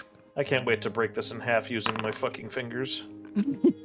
No, I got a nat 20 instead for a 38. Nice. 20 is enough, even without your not being someone who's trained in magical schools. You're looking at this. This is incredibly pure platinum. In fact, like the weight, everything about this is right. The fact that it's not tarnished means it's probably something that hasn't been in circulation or has been stored somewhere for a long time. But with your crit, you're also able to tell this is a magical item as well. This is a highly valuable platinum coin that also has some sort of magical effect on it, though you don't know magic yourself. I am not magical. However, we have many magic users, so I'm going to he's going to turn to Valli and say, "Stay here a sec. I'm going to take a look at this. We're going to the market. Just give me a minute." Sure. There's also a letter in the envelope too. I don't give a shit about what No Fucker wrote. I'm going to look at this coin. Okay. She can read that if she wants to. I'm going inside. I want to look at this coin. Yeah, I'll read the letter. Yeah, read the letter. Okay. So yeah, as Baldrick brushes past you with the coin going back inside, Valli, you stand there and read the letter. You realize that the letter itself is actually a series of directions, and then at the bottom of it there is some kind of uncanny valley level of detailing that shows a map of a region in the city, and the directions seem to be directions that are specifically from where you are now to a location in the city. Do you have survival or society? Well, you can give me a check, either, whatever's best. Oh shit, they got a ye old map quest. Yeah, I've got society. Yeah, give me a society. Society. I've also got underworld if that applies, but I don't think it does. No, not here. That's 2 for a 12. You're not. Yeah, that's not. I'm not from here. Yeah, you're like, this is a map. I might be able to follow it. Maybe there's a lot of up and down. I'm not used to that on this here map. Oof, God. I always forget how convoluted Outset is. Baldrick, you go back inside. You've got the coin. What are you doing with it? Is going up to who's closest? It'd probably be like Rehua, I would presume. Probably Rehua, standing ominously just there in the foyer. Rehua, got a question. Sure. Would you happen to be able to identify any sort of magical effect on this? I know for a fact it's magical, just don't know what. Possibly, I might be able to help you out. He passes the coin over. All right, I have detect magic as a cantrip. Okay. Now I've never done anything higher level. Am I able to cast detect magic at a higher level? Just to You can. It's not really important here. It's more going to be you can make a. There's a couple different checks you could make here, but generally you'll want to do a religion check, just to use your religious knowledge to see if you can identify it. Sure. Let me give you that check for you. Oh, 21. You're not quite able to identify this. It's strange. You do not know what this is with that result. Is anyone else versed in Outset's religious bodies? I'm not quite getting a read on this one. Religiosity, no. I'm familiar with occultist ideas, if that has any overlap. Oran walks up. I can give it a shot. Yeah, sure. Might as well. Oran picks out the paper confidently, flip paper, looks at it, rolls religion. Got 14. Okay, not What'd I bad. get? I was hoping for the 1 for the I don't know how to read, actually. There's a person's face on this, Oran. Not a damn clue. Hands it back. Oh. Maybe I could take a shot in the dark. I like speaker. Let me in, coach. Let me in. Just tag me in! Tag me in! I was hoping to get like a. Arcana. Arcana would work, you say? Yes. Well, I Give happen it to be a Arcana. master of Arcana. Ooh. Are you sure? Fucking say it. No! Natural One podcast listeners. Why did you say it? Rolled a nat 1. If a reminder of folks, the hero point system allows us to use hero points to re-roll and stuff. And normally in Pathfinder 2nd edition, you'd be able to re-roll natural ones. Oh no, because that's a critical failure. We don't do that on the show because we allow chat to contribute to stuff to balance things a little bit more of chat helping us out. If you roll a natural 1, we can't re-roll it. So you stuck with that. And for people on patreon.com/narrative declaration, we take complication submissions that our patrons do and we apply it to the player. So Thurston, I guess as you're looking up for a complication. Oh, I've got one. Okay, excellent. I was gonna buy you for time, but if you got one. No, I think I got a real good one here. This is from Karsus Tithaqua. Very good. This is called the Outset Orphan Gang. PC fails a check. A gang of roaming children led by girl start throwing rocks at the party.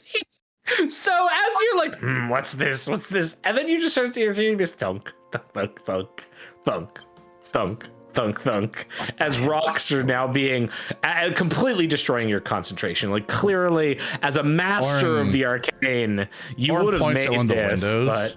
Points at one of the windows. Go, Tannhauser, could you check that out? There's a lot of thumping going on. He points at one of the potential windows. I'll open up the window. What's going on out there? Do I have to do this? There you go, Odo. Yeah. Fuck you. Hey, can I have that big fucking orb? No, it's broken. It hatched into a beautiful child. Fuck! Can I have the child? Let me check. Oran, can he have the child? Oran comes to the window. What's your offer? I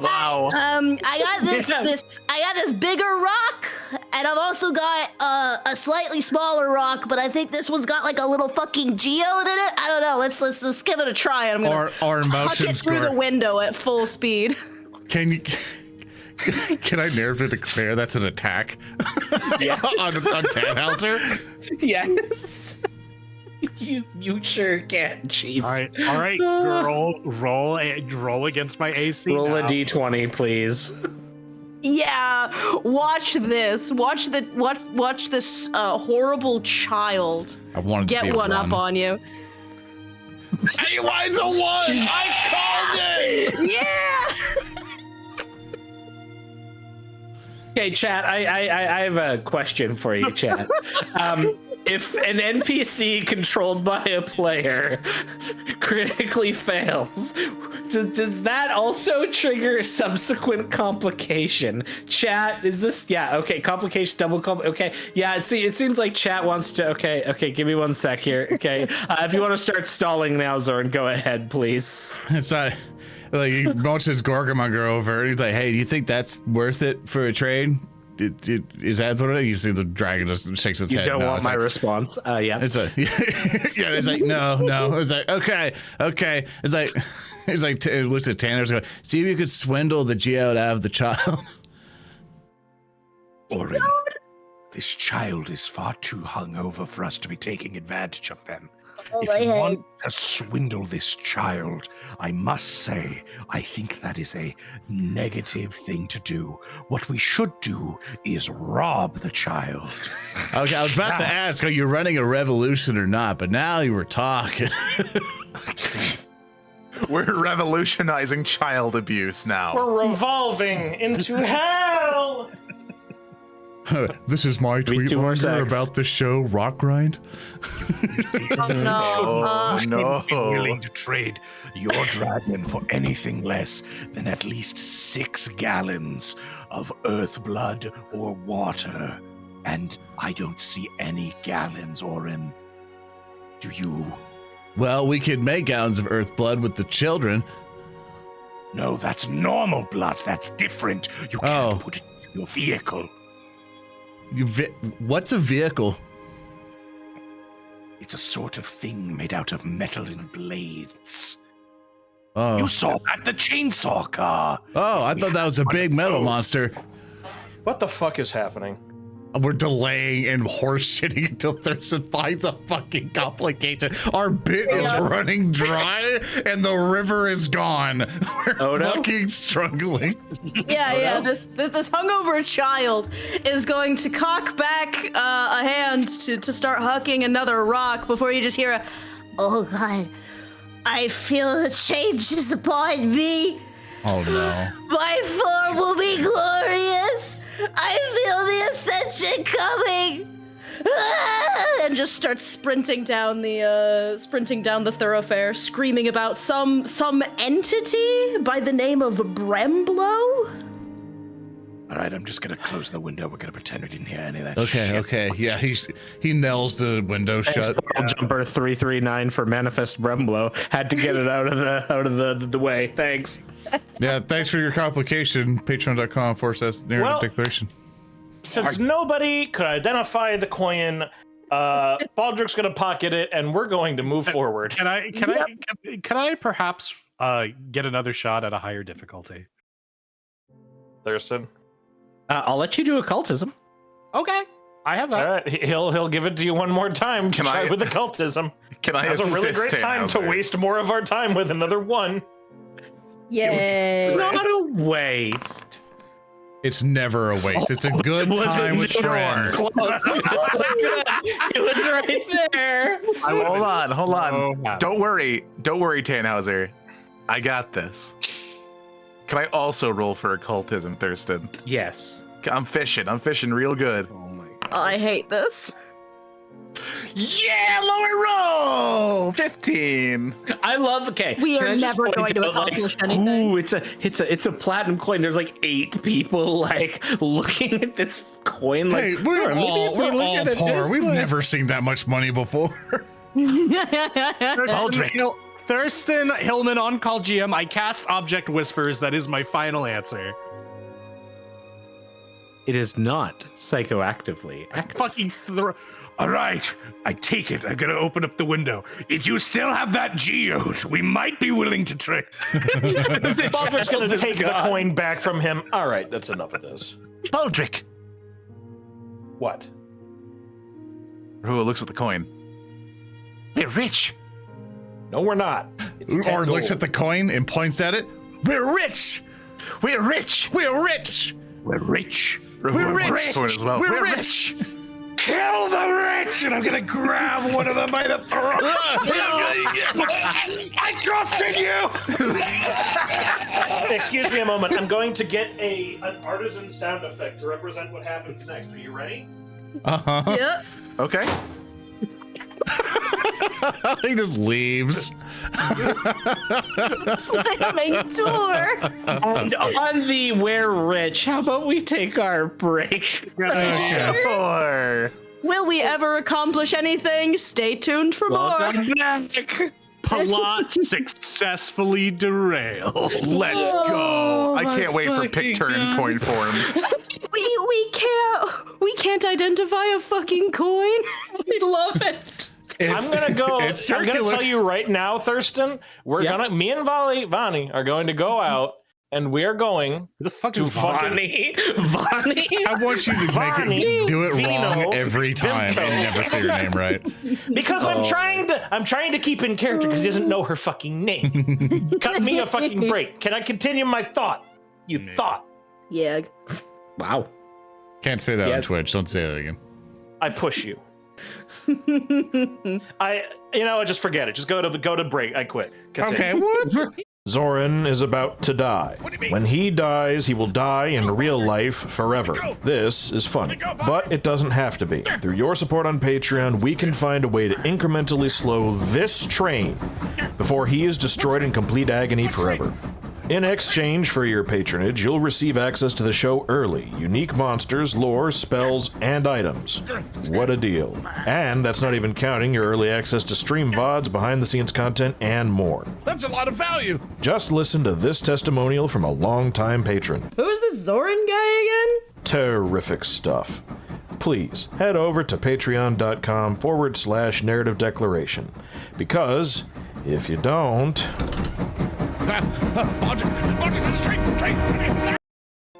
And we're back. Hello. That's I'm why gonna a trade flesh powers, that's Voltron right. would be bad. It's like a human centipede, but from I Japan. believe in a flesh Voltron. Really? I think they should have skin. I agree. Huh. Yeah? Flesh Ultron. They should also bleed, just for fun. I agree with that. Well, Yeah, that's fair. That's fair. I like it. It's horrifying. Curse. Yeah, some curse things. Look, as the person responsible for the creative vision of Starfinder, I'm not going to say that we're going to have giant flesh mechs now, but All of a sudden, I am it's now like, playing Starfinder. Ginny, Ginny, we're gonna put this on this whiteboard, and you're gonna have to develop this. yeah, flesh mechs question mark. oh yeah. Flesh mechs exclamation point in There we block go. letters. Oh yeah. What in the HR? Yes. True. So good, so good. Okay, but we are back. Thurston, what do you have for us? I think we were. Yeah, I Dealing with believe some you just issues. gotten a mysterious letter. You were talking about going to the merchants potentially, but now Valli has this map that sure seems to not be comprehensible to Valli. So far we have a coin and a map that have yet to be identified. I'm gonna hand the map to Baldrick because he lives here, so he might know where this is. Thurston, what should I roll for this, huh? Society? Yeah, you can immediately tell that it is a map that leads from the Pons Palaster to the Prince's Palaster, the central Palaster of the city, and What sort the of fuck? the hub. Yeah, let me just go to the Prince's Palaster. That seems like a very good idea. You can give me a society check though to further Yeah, I'll give analyze you it. a society. Sure, here, take my Yeah. society. It's 28. Oh, nice. 28. Yeah. So taking the letter that Davina had provided you, you look at it and you're able to tell that this is like going through the the lower levels of the pilaster, so like under the proper pilaster, kind of in the commons area where the whole city is generally connected, and it goes through like a series of snaking and winding paths to lead to whatever the ultimate destination is. But it's a very specific location.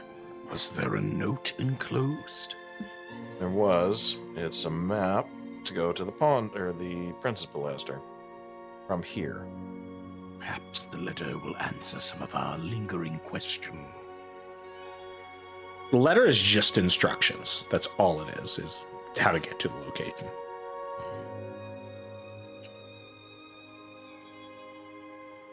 Suspicious, and I will hold on to it until later. I don't think it's particularly pressing. I'm going to look it over for any time-specific instructions, or if it's just like, these are directions. It appears to just be directions. Means we can tackle it a little later. Probably going to wait later. I don't know if I believe that. This person wouldn't have sent the missive without time to... They're not just going to wait at the rendezvous point forever. I think it... Pressing. Yeah, it might be worth scouting out. One of us who's a little quieter. I guess that would be me. Sneaking up there and seeing who's waiting for us. Oran raises his hand. I could help out. Yeah, you could turn into a little spider or something. Or whatever sort of creepy crawlies they have in the Princess Pilaster. Well, I was talking to Gorgomonger as you guys were staring at that round shiny object. And also on our way here, I figured out how to finally turn into a bird. You're just now able to turn into a bird? Look, it's complicated, okay? Haven't you been a bird this whole time? All right. Look, don't judge me. Like, don't point it out, okay? The logic's weird. It's like, is it someone balanced my ability to go up and down? I understand. Pathfinder 2nd Edition is so mean to avian creatures. It really is. It's discriminatory. All right, well, if you want to go check it out, I can pass you the map to take a look. It may behoove us not to send one, but many. After all, this could easily be a trap, and if it's a trap, it would require all 4 of us to fight out of. Possibly. The idea is just to scout it out. Hence my point about we can wait until later. Because if that skeleton had come to my door when I wasn't here for one reason or another, I would have had to wait anyway. I could have been gone for a couple days. They don't know that I was going to be here at this exact time. Which means, without instructions, they're not waiting for me to come at any specific time. Or any of you, really, I guess. I still think it's worth scouting out. At least looking around the area and seeing what may be waiting for us. We can do it from a safe distance, at least. As do I. Very well. Valli and Oran, I believe this is your realm of expertise. What shall the rest of us do in the interim? Well, he's going to glance at the freshly born dragon that is going, wah. No, he's not. And he is going to gesture to that and say, well, why don't you get that up to speed? You want me to rear the child? I'm suggesting all of you do that since you push it past my door. Well, he does remember how you all, the thing. He remembers us killing him? Yeah. That's fucked up. What? Okay, this would be a point where I would go wah again, but I will. Fucking wet. Should we tell him we're sorry? I mean, Gorgomonger would like to meet you all. We can skip over this so we don't have a whole fucking conversation. Like, how's it going, buddy? Where? What's going on? Where? Where? Like, I'm probably glancing over, handshake. Yeah, good job, bro. You really soloed me that fight.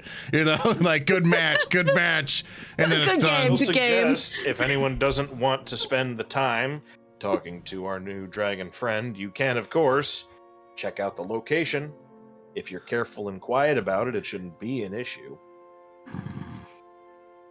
Going as a mob is only going to attract further attention, and if we're all going to go to scout first, then what's the point in just not going entirely? Got a good point. That is true. I don't want us to walk into a trap, but at the very least, we can all head in that direction. 2 of us can scout ahead, see what we're up against, and if there is an ambush, then we'll know to make sure the rest of you can run.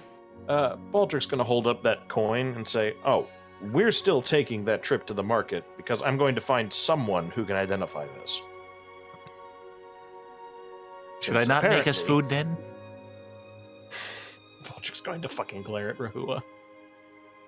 All right, so is it Vina and Oran going to scout out the location, everybody else going to the market? It sounds like it. Okay. Yeah, sure. Yeah. Oran look down at his survival skill and ask a voice in his head, "Is that a good idea?" Y'all make your own choices. That sounds like we're splitting. All right, that's what we're doing, Thurston. Split the party. We're splitting up in town. Yeah. I actually am just realizing I have a bunch of spells that are really good in a situation to where we are in a trap. So I think I will go with Vina and Oran. Okay. Yeah. Oran will cast Pet Cash on Gorgamonger to stow him away, because having a giant nature dragon will cause a lot of attention. So he will go boop, boop, boop, boop, boop, and he will cast Pet Cash. So swoop, brings him in under his little poncho thing, and he just right in there, and now he's hidden. What the fuck? Can I swap out a spell on the way there that I prepared?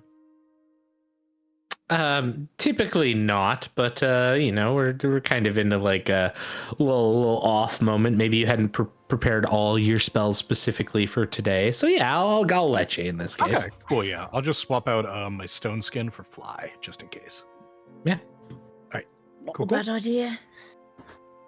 All right, which group do you want to start with then? Rehua and Baldrick or the others? I think Rehua and Baldrick shopping should take precedence. Rehua and Baldrick. All right. Shopping. Yeah, absolutely. So as we've established before, you sort of make your way towards the nearby Emporium of Blotus. I'm not going to Blotus's for food. Are you kidding me? Oh, okay. You're not going to go to Blotus's? I'll look. Okay. If we need to have him identify it, I'll go to him. But like I made that pretty emphatically clear last time. Okay. So what specific type of place are you looking for? Literally just going to like a general market, and there may be some shops around. I can do a society to find that because I would presume absolutely. I do shop for food around here. Yeah. Well, yeah. Like you know where to like get food in general. You don't have to give me a society check for that. That's fine. Good. And from there, I will attempt to find someone who can identify magical objects. Maybe does it as a profession. Let's say. There's all kinds of unemployed wizards. There's all kinds of poor people. They might be magical. Yeah, so like in the Pons Are Blaster, the poor Harmon. Wow. They're like along sort of the. Here we go. Let's. Whoop. I'm not owning any token in this scene. Oh yeah, that would help. This is the one map I forgot to click that on because I was a fool. Blub blub. Thank you. All right, there we go. Okay, so we haven't done like maps without tokens for a while. All right, so kind of like along the western edge of the Pons Blaster here in the northwest, you sort of make your way along, and as you do so, you come to sort of like general market squares. Where you can purchase whatever you would like. Now, well, within reason. The market here only goes up to a certain level of purchasing. So based on the specific Pilaster you're in, you can only, get like, hey, XYZ level. So up to here is like, you're basically able to get like up to item level 6 equipment, essentially. Just because this is like a fairly impoverished part of the city. As you start investigating, though, you can find that there are merchants. However, a lot of them who do their like identification services, they can't guarantee service, but they sure will charge regardless.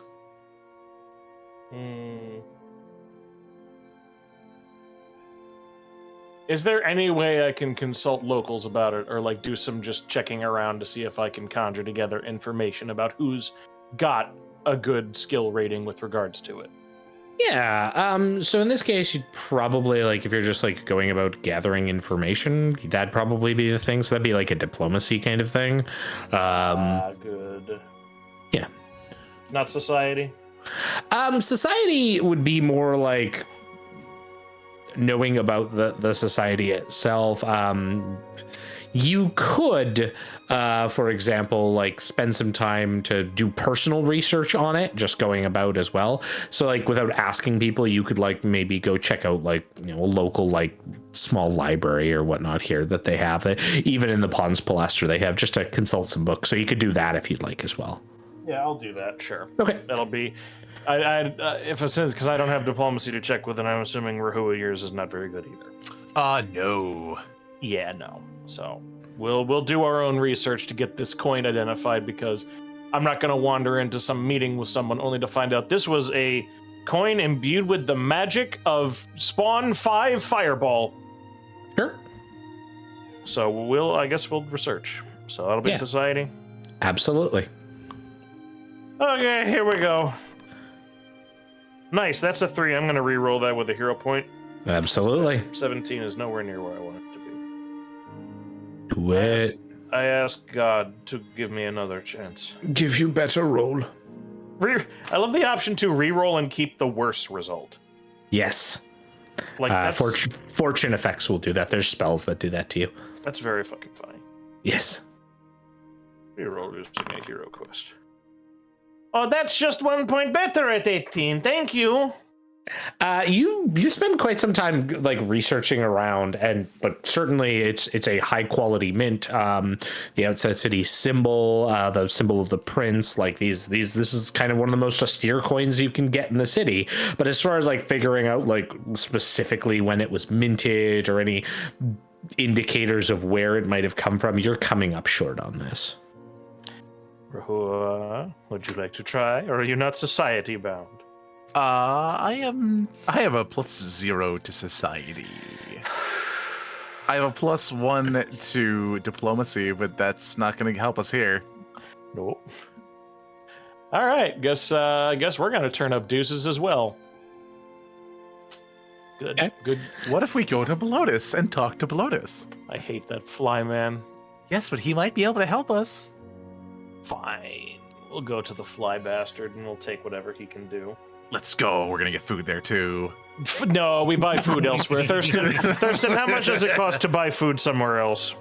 It's so negligible you wouldn't even have to, like, you can just buy like stall food here for a couple coppers. Like at this point your Thurston, party please deduct 400 please deduct 30 copper from our fucking people. It's like I eat the cow. All roads lead to Blotus. I'm sorry, you fucks, because I'll be like, yeah, like you guys don't need to worry about it. And be like, actually, we need to worry about this. This is very important. But then I'll be like, hey guys, I need you to worry about this thing. And you're like, actually, that's not important, Thirsty. We shouldn't worry about this. How about you go by the whims of my convenience? Fucking game master. Thurston, I want you to know that I was specifically asking to spend 30 copper so I could buy everyone nice pies. But if you're going to be a big meanie about it, I will just buy excrement and we will become the loathsome dung eaters. He's my favorite. Yes, You know, narrative declarations are a little bit strange, right? Like, they can have effects in the world itself. How far-reaching are narrative declarations? Give me your ask. How many hero points do I have to give you to say that there's a famine going on? What? I will also donate one of my Thurston, hero alter points. the story now! It's a limited famine. I'll also put one We call down. that hungry. Who also is throwing into the let's put outset into a famine pool? No, that's not even remotely what I was going for. Tannhauser, Vina, either of you want to chip in? What is wrong with you people? Hey, I just look, wanna make this food. helps Instead, your come on to my revolution, vacation. Thurston, or speaker. Sorry. Thurston's revolution. I'm sorry. I'm so used to yelling at That was Thurston. the reveal. The I GM was forgot. behind the revolution. I was on vacation for this. This is great. Hell yeah. There doesn't have to actually be a famine. I just wanted to feel useful, like I could maybe cook again. Shut up. Thurston, allow me But to if Thurston's spend a putting hero the keys point in my hand. Were you to just like, I just narratively wanted to declare ask? that What do you- people in the city are dying. We are accelerating the death phase. No, of the not city. necessarily dying. They're just forced to resort to magical means like cook food and water because it tastes like shit. This is not Worldy Warcraft. You can't do that for everyone. Worldy Warcraft. Look, if Thurston, let me buy Thurston the is damn pies. entertaining the idea and putting the keys into my hands of the famine engine, then who am I to deny that? Thurston, let Look. me buy the damn pies so we can move on. You are able to purchase the pies. God forbid I do anything nice for you fuckers. You'll find a way to be like, all right, he wants to buy pies for us. Thurston, I would like to narratively declare that we are currently undergoing one of the 4 horsemen of the apocalypse. The world So is true, dying. Buffy. Yeah, we're just helping it along. Exactly.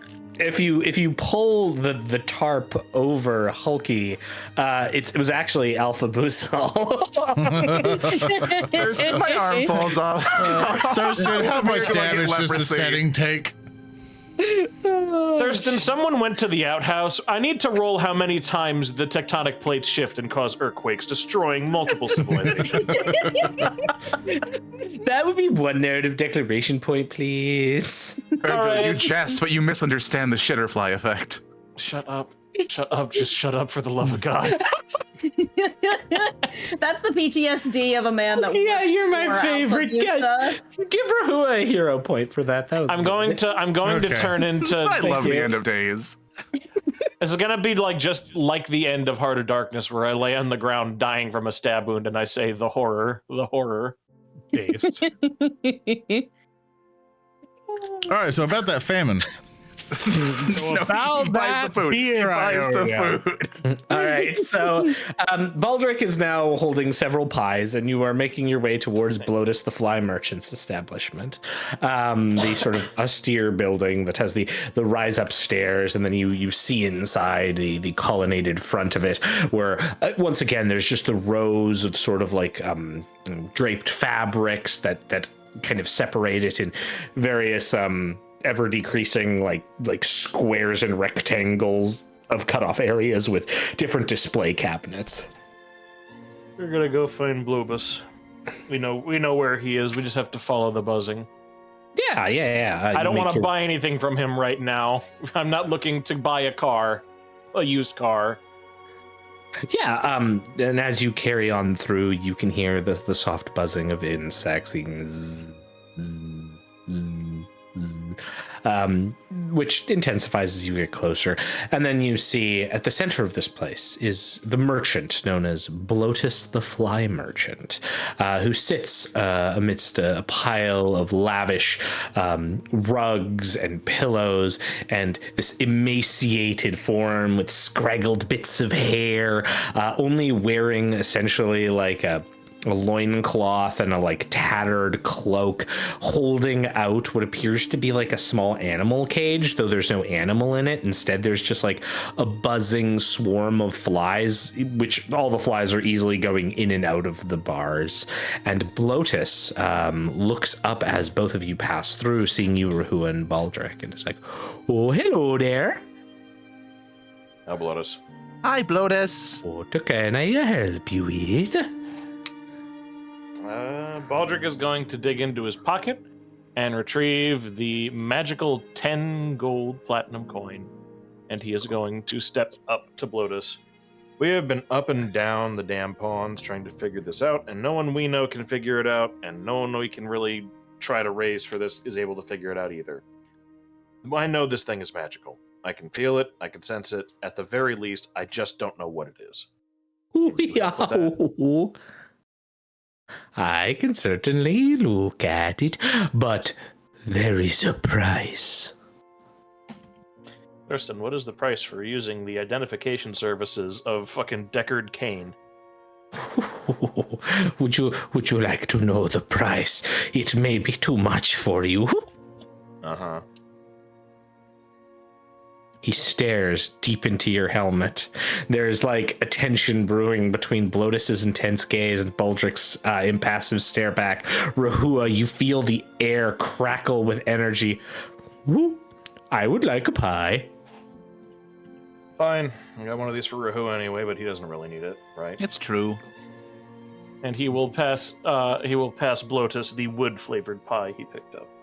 He takes the pie, and as he takes it, he gently puts the cage down and twists the top so it like comes off, and all of the flies buzz out in a swarm, just kind of like a sphere in the air. And he almost diligently puts the pie kind of at a weird angle because it doesn't fit properly in the cage, but puts it in the cage and then puts or lowers to put the lid back on, and all the flies fly back in, and you just hear this like strange tiny suckling sounds as the flies utterly consume the pie. The pie. And then Blotus sticks out his free hand with a palm up, his gnarled fingers kind of grasping. All right, Blotus will take a look at it. Baldrick he gently places the coin in Blotus's hand politely. There you go. He bites it. He uses it to like pick his ears slightly. He looks at it again, bites it again, starts like flipping it in the air up and down with his face. Oh. All right, Blotus, now you make the check. Please, not one. Okay.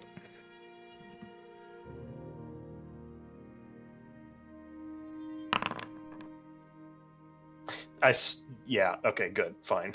Sir Marrow rolled Sir it. Marrow Squire. Apparently I have that selected still for some reason. Out of here shopping. Pepin appears to try and identify the coin. Blotus flips it, looks at it, looks over to you. Ooh.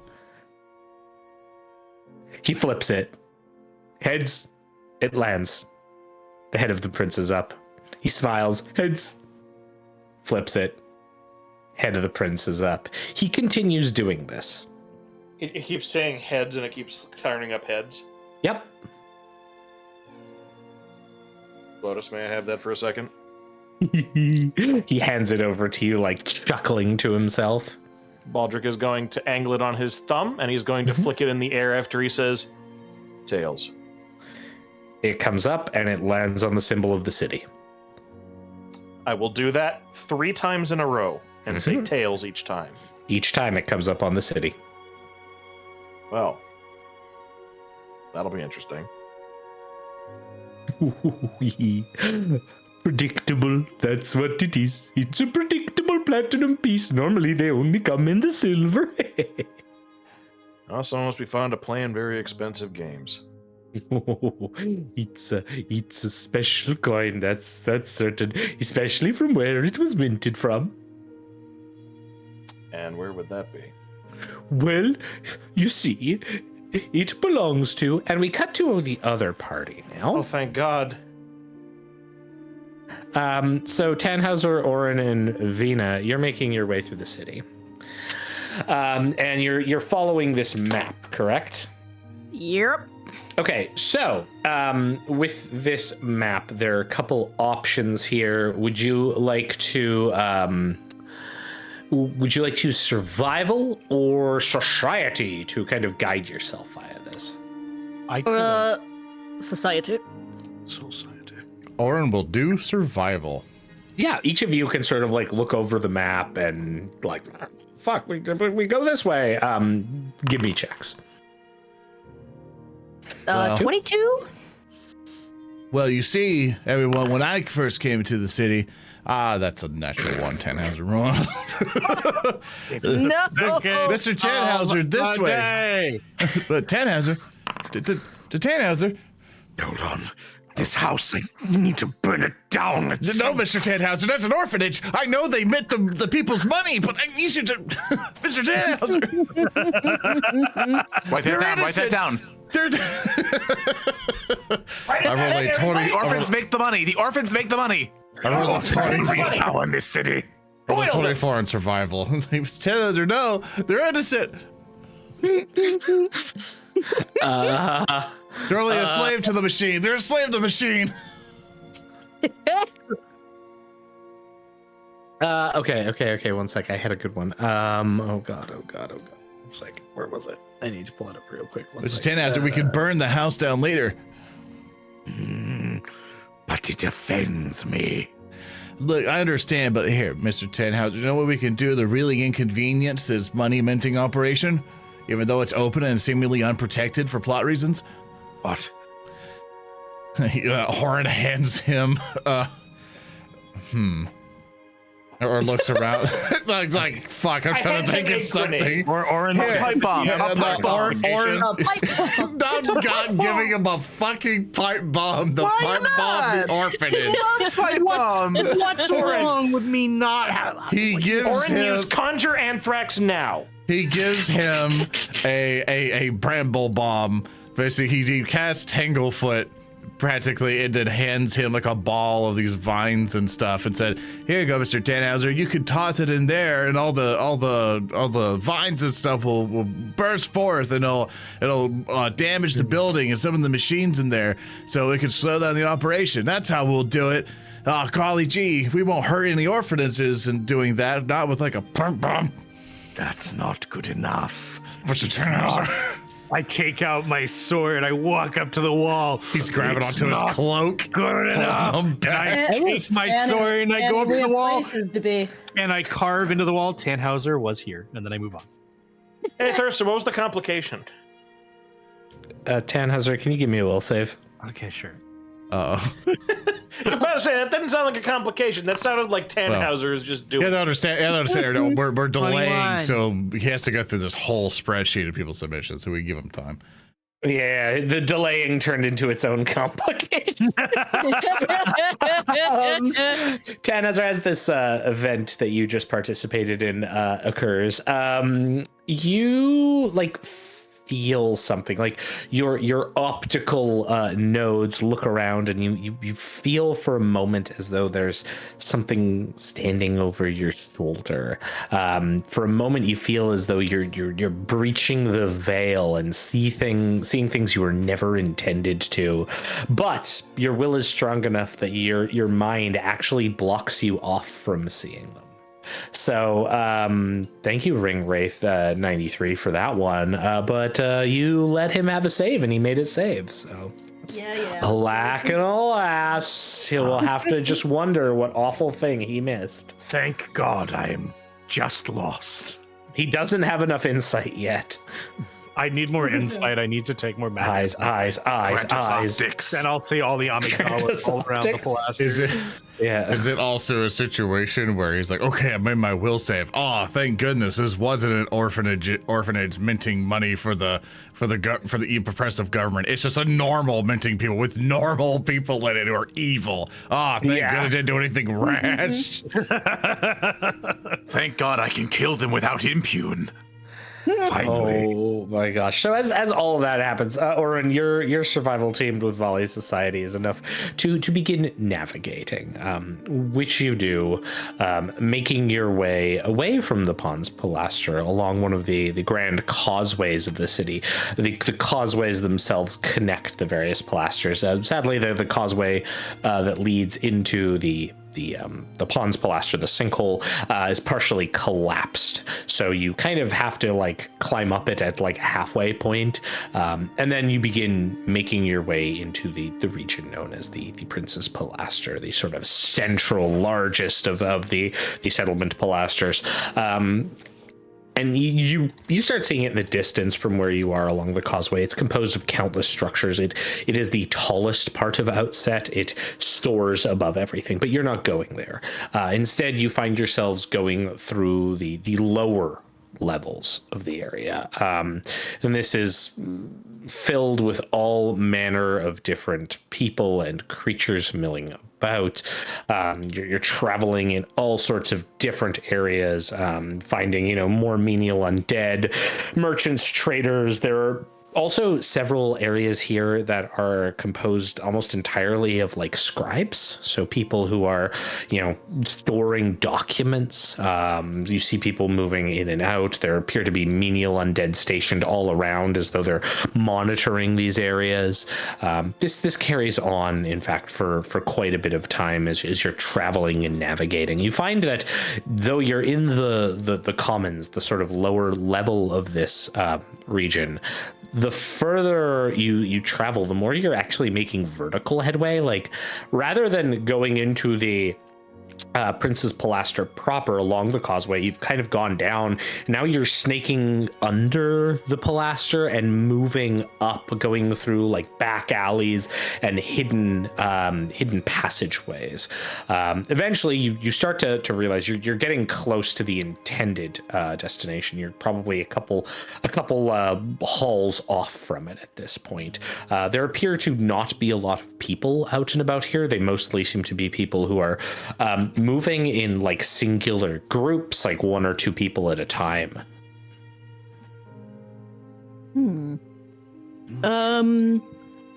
Yeah, as we're kind of moving through these levels, I'm gonna kind of do my best to just sort of appear as inconspicuous as possible. I am blue, so I'll probably put on like some kind of cloak, some kind of something to kind of be a little less ostentatious as we navigate through here.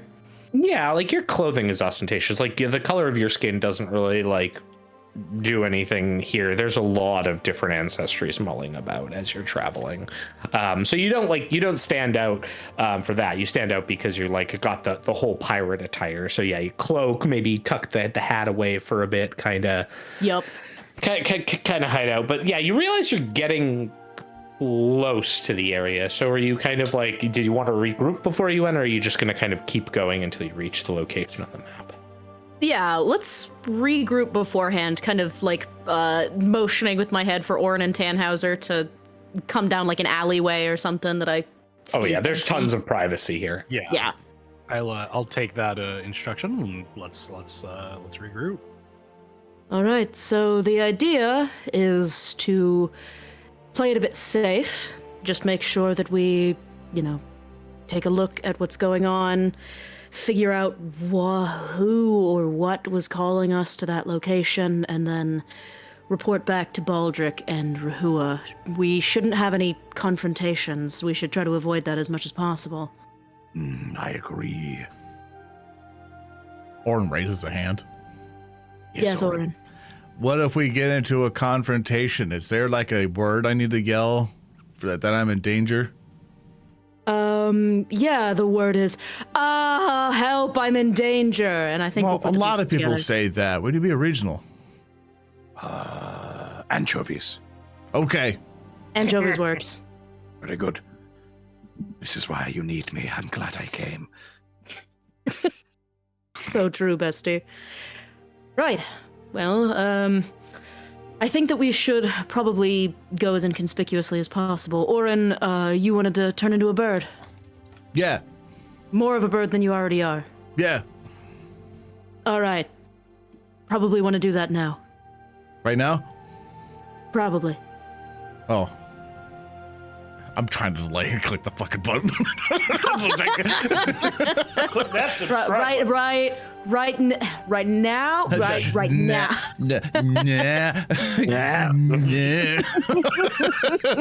about okay. Well, fuck you.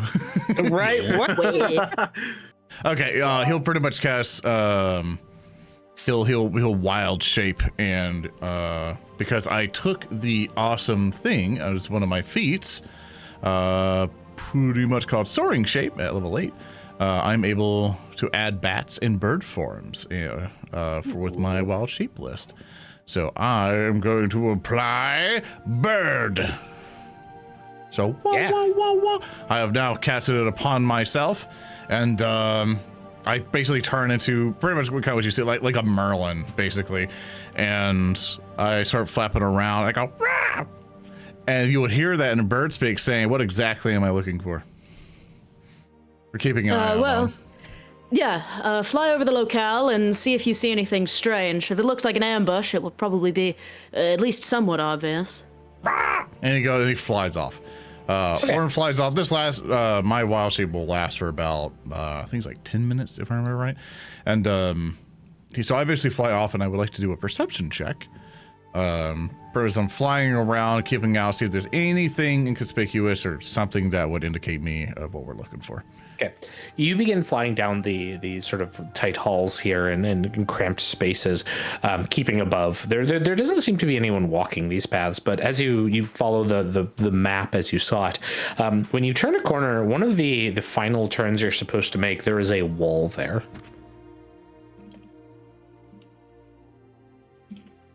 Okay. So like you're supposed to turn off here, but there is a wall blocking it.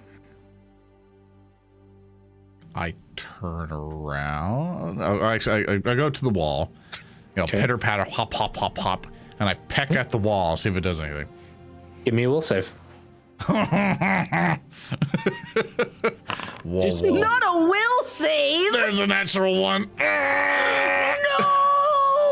Oh God. Oh no. God is dead, everyone. We're gonna lose him. It's time to re-roll. We're gonna have to go back to that fucking swamp. Can't. No rerolls on natural ones. Yeah, I can't re-roll it yet. I mean, re-roll as like character re-roll. Oh no. Yeah, fair. Well, let's find out. Wow, we've had so many complications. This is great, What the fuck? everybody. Yeah, I guess everybody's getting their money's I worth. can't believe Oran's fucking dead. Yeah. No, that one I have to save for Vina. Actually, the Final Fantasy Demon Wall. I just beat Final Fantasy 4 again recently, and love that fight. Did not realize you can reflect the little doors things. I'm just trying to make time as I'm still looking here. God, saves. I need some good saves. Ooh, no, we've used that one before. But thanks, chat. You're all great. A monologue If to only we had a myself. famine. Yeah, if only we had a famine. Then that would solve everything. Everything. What? It would Yeah. tie everything together. Famine is the key to all this. Oh, So true. Arnold be inner monologuing, going like, I was looking for the thing, for the wall, for the thing, the wall on the map. The map that's for us. Okay. So as you're pecking the wall, there's some kind of interaction between your polymorphic magic and other things, and I'm going to take this one from Toad Killer Dog. Thank you, Toad Killer Dog. This one's called Bazinga. And as you're pecking at the wall, you're like, no, this is a real wall. And then you're like, you like turn your little bird head, and there is at the opposite end of the hall a clown standing there, holding several balloons. And this clown is mocking you. And in fact, to make this really just, go all the way, I'm going to allow Speaker D here to roleplay as the clown that is holding balloons pointing at the bird.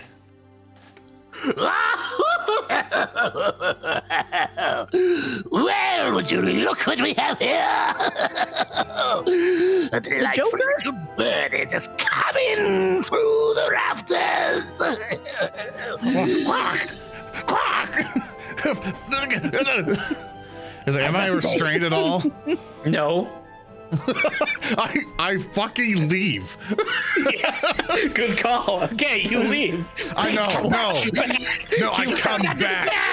I come back. My little clown bird claw. disappears. No!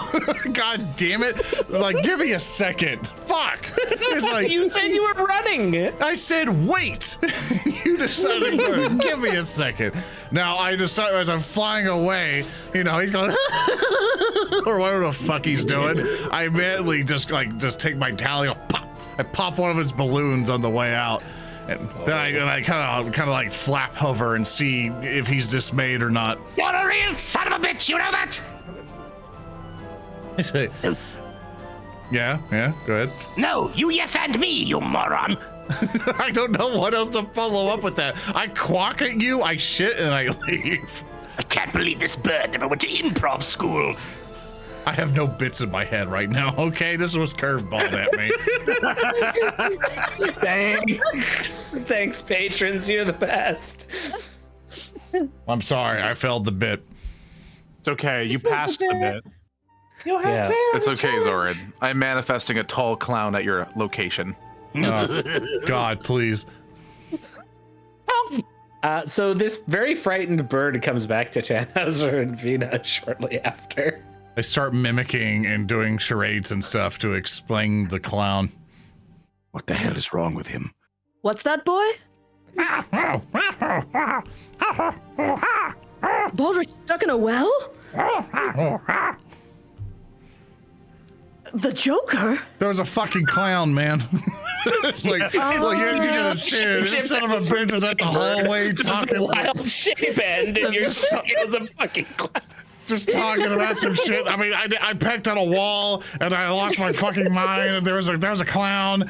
You know, he had balloons and shit. I popped all the balloons and then he said some shit. Said I suck at improv. I agreed and flew back. Oh, all right. So at the location we were supposed to meet these people at, there's just a wall? Assumedly, yes. Quack. Okay. You pecked the wall and something happened to your brain? Yeah, the clown showed up. Rock. Okay. Was it an actual clown or was it a figment of your imagination? Yes. Rock. Was it? All right. Hold on a moment. Was it a real clown or just someone dressed up as one? Yes. Rock. What the fuck does that mean, Tanny? What do you What mean? is a real clown? You tell me you're not up on your clown lore. Can I roll for clown lore with the society? I will spend a narrative declaration to establish the existence of a clown war right now. I will pay you $50 cash to I make that have happen. 0 to society. Okay, I want to make a bet. Okay, I like betting. All right. If I roll a natural 20, there was a clown war that existed in Tyne. If I roll a natural, I have +0 to the society checks. If there's a natural 20, there is indeed a clown war in factual lore. It'll be one of the inheritor lands, absolutely. Okay, chat, drum roll, please. Oh, come on. Everyone It's else, gonna be like a drum roll if 16. you got It's gonna if you be got so it. sad. It's not gonna happen, okay? Like, as much as we're hyping it up, it's like, oh, it's gonna happen. You're hyping it up. It's not gonna happen. So here we go, rolling. I saw that 20. I saw that 20. It was a 2. It was a 2. ZoranTheBear, if you were a man of integrity, you would spend your last hero point and make sure there is a goddamn clown war. Okay. I'll allow it. We'll see. Give We're me a about to second. get heroes. God. I'm bringing down my hero point. Rolling for clown war. Oh. It's a 2 again. It skipped the 20 again. It's teasing us. The clowns had the last laugh. That was me bumping the table so that it didn't do anything. Tilt shifting. We got so close. We were so close. It's over. It's over. It's Jover. It's all. I'm so glad that season 3, over. episode 1 is just gonna be called Clown War now.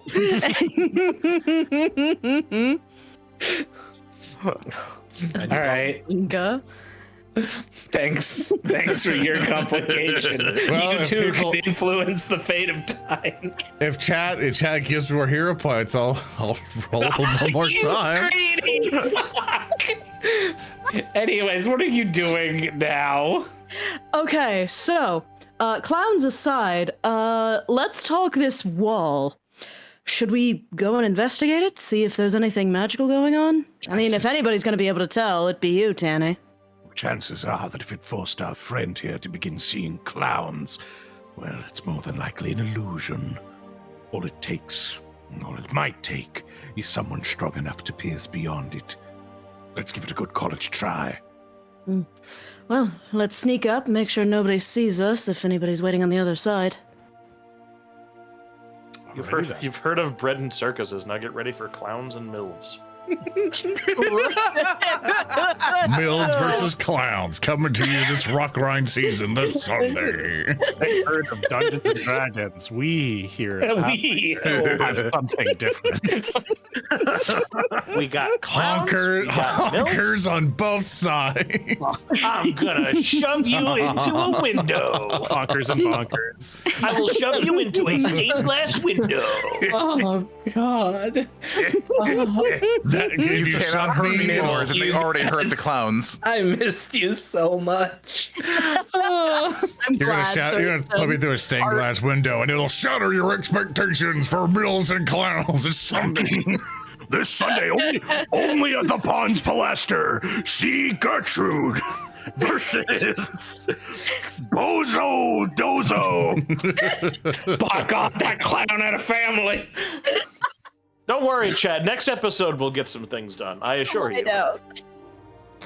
Next episode we will not This get is what things is what they want. Don't suppress their fun. Yeah. I'm going to suppress Don't worry, them we're gonna like a learn fire a lot extinguisher. about the clown war today. Yeah, we're gonna. So Thurston, do I have your permission to begin working on the clown supplement? Yeah, we'll talk about it. You have a different clown to be working on, fuckboy. Focus on that one first. Anyway, are we going to the plot now? Yes. I guess. Yeah, okay. I actually forgot what you guys were doing, genuinely. We're going What up were you to a doing? wall, dude. Okay. Yeah, Oran explains to the Davina and Tannhauser that it's like, hey, besides the weird clown stuff, tried to investigate a wall, pecked at it, and nearly lost my mind. So there's something weird going on at the wall. Yeah. So yeah, you lead them back. At this point, your wild shape ends. Yeah. You come Oran, back. as they're tapping through Oran's like, I suspect we need the coin. You know, if this is a portal way or something, we probably need that coin to get by, if anything. Mm. Yeah. You get to the wall. So Tannhauser, you were wanting to do something here. What were you looking at doing? I wanted to approach the wall and just put my hand against it and disbelieve the wall. Will save. I would love to give you a will save. If I can find proper tab. I want another natural one. I don't reuse the same complication. No, you often. better reuse that same complication. What's this haunted clown wall? What? Haunted clown wall. Oh, the clown wall. I see the clown and I crush it. Your hand goes right through the wall. As you can see, this masonry, much like your clown, is an illusion. Interesting. I'll kind of gesture forward. Maybe I can hold the door open. Yeah, like honestly, once you've like proven it in a way, you can kind of like guide your allies through. You don't think I'm crazy, do you, Mr. Tannhauser? Rock? What? Yes. Oh, he looks down, bird sad. Crazy in a fun way. And so I assume you just kind of like Valli goes through, and then you grab Oran, and Oran's the last one. And like as you're going through the illusory wall, Oran, there's like this brief flash of the clown appearing at the end of the hall, waving at you just as you're pulled through. And you find yourselves in another like dark hall. Though there is some light at the end of it. It looks as though the sort of evening sun is kind of beaming down through here. And you can tell just from walking in here that this has not been used in quite some time. Like there's thick layers of dust on the ground, no footprints or anything. Like this is a passage that has not been used in a long time.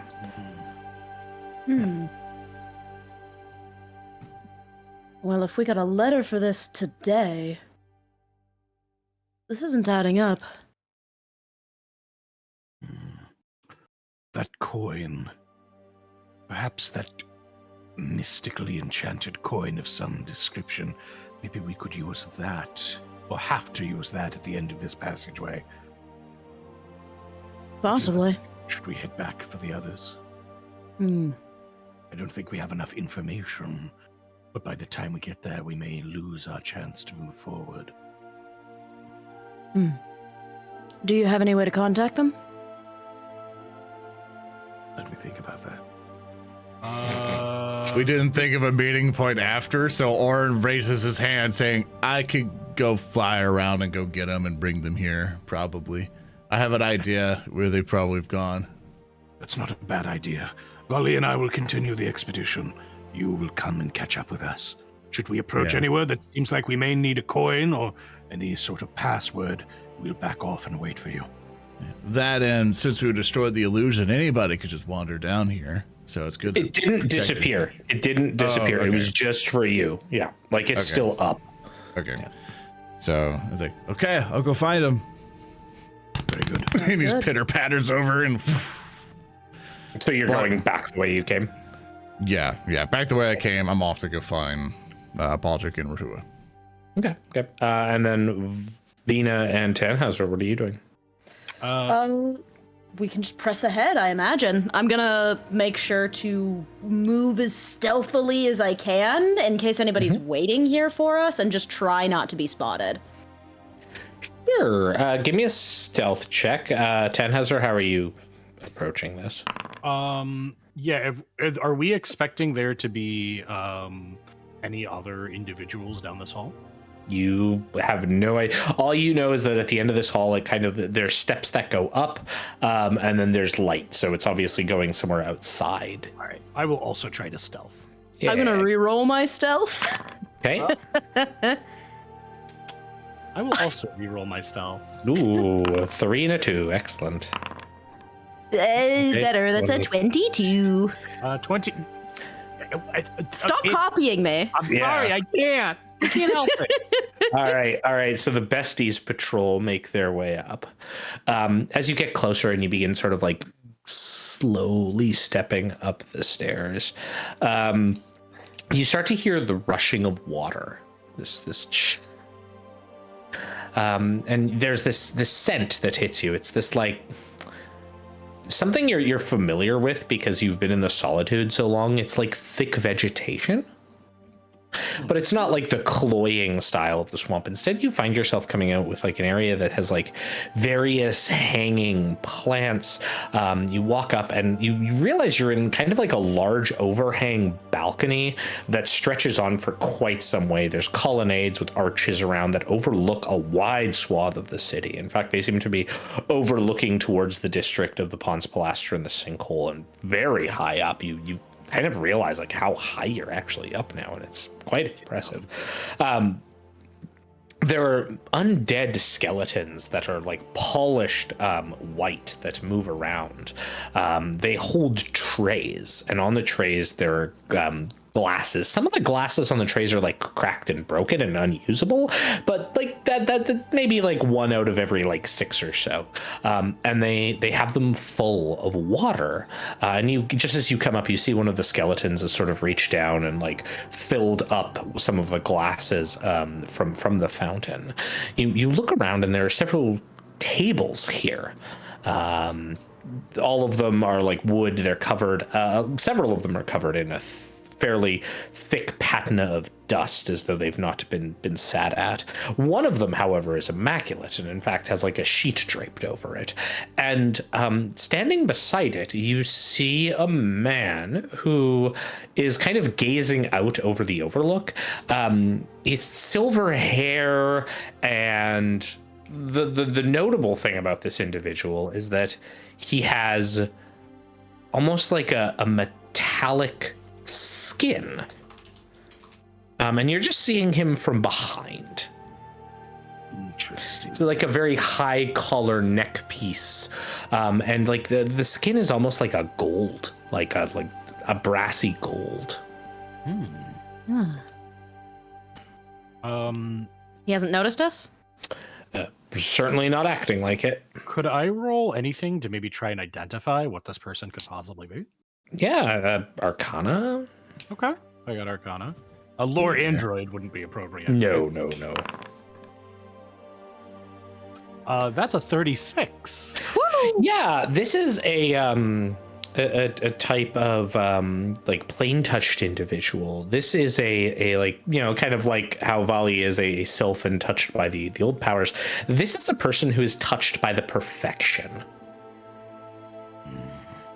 Interesting. Right.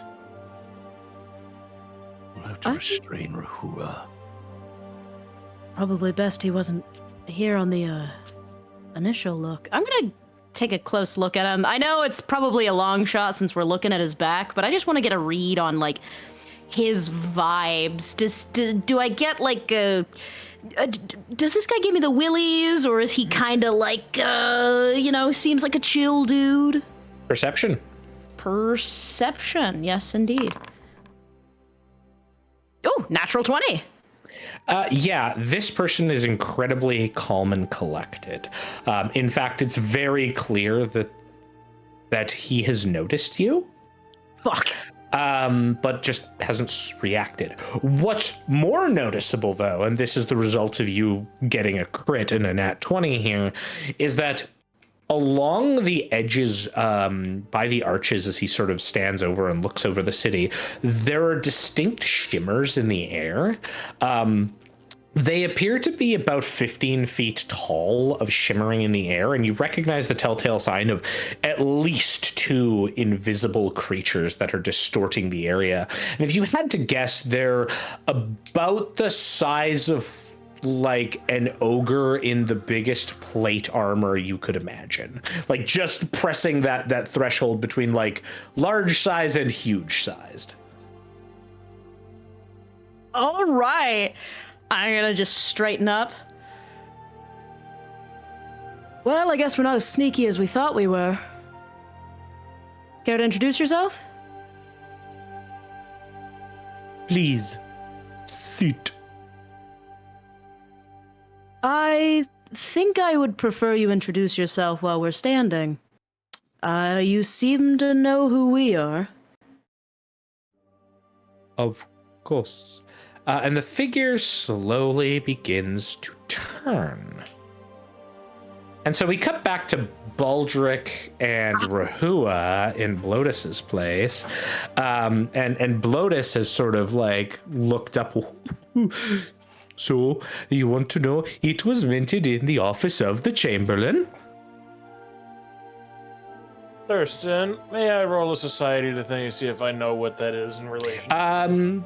Yes, you know what it is, but roll society to see how much you know. Yeah. Would outset law be more helpful for that, or?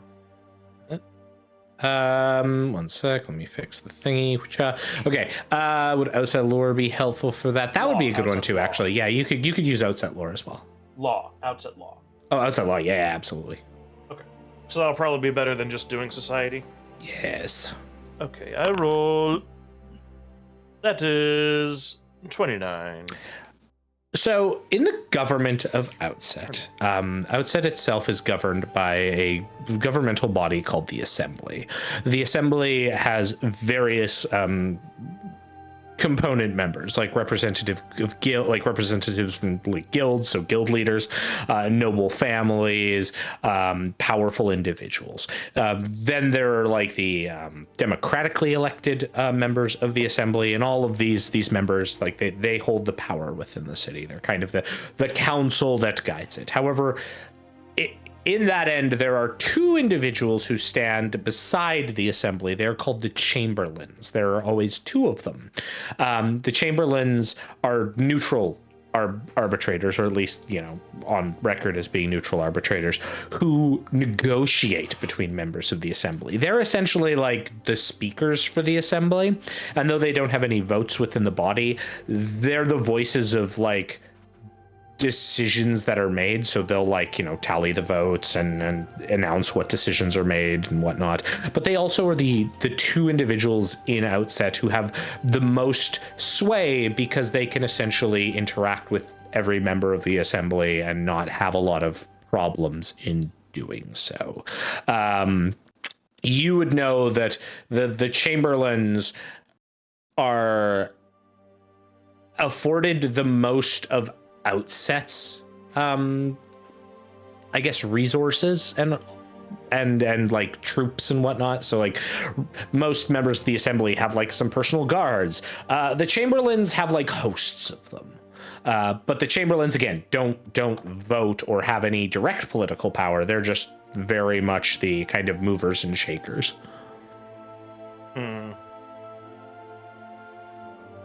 So this is minted in their offices. Oh, yes. They would only use these kind of coins to, hand them out to important individuals. The magic is quite interesting, too. I think that's a bit of a personal touch. I have a feeling about this. Rehua, I think we have an idea of what we're supposed to be doing and who we're meeting. I believe so.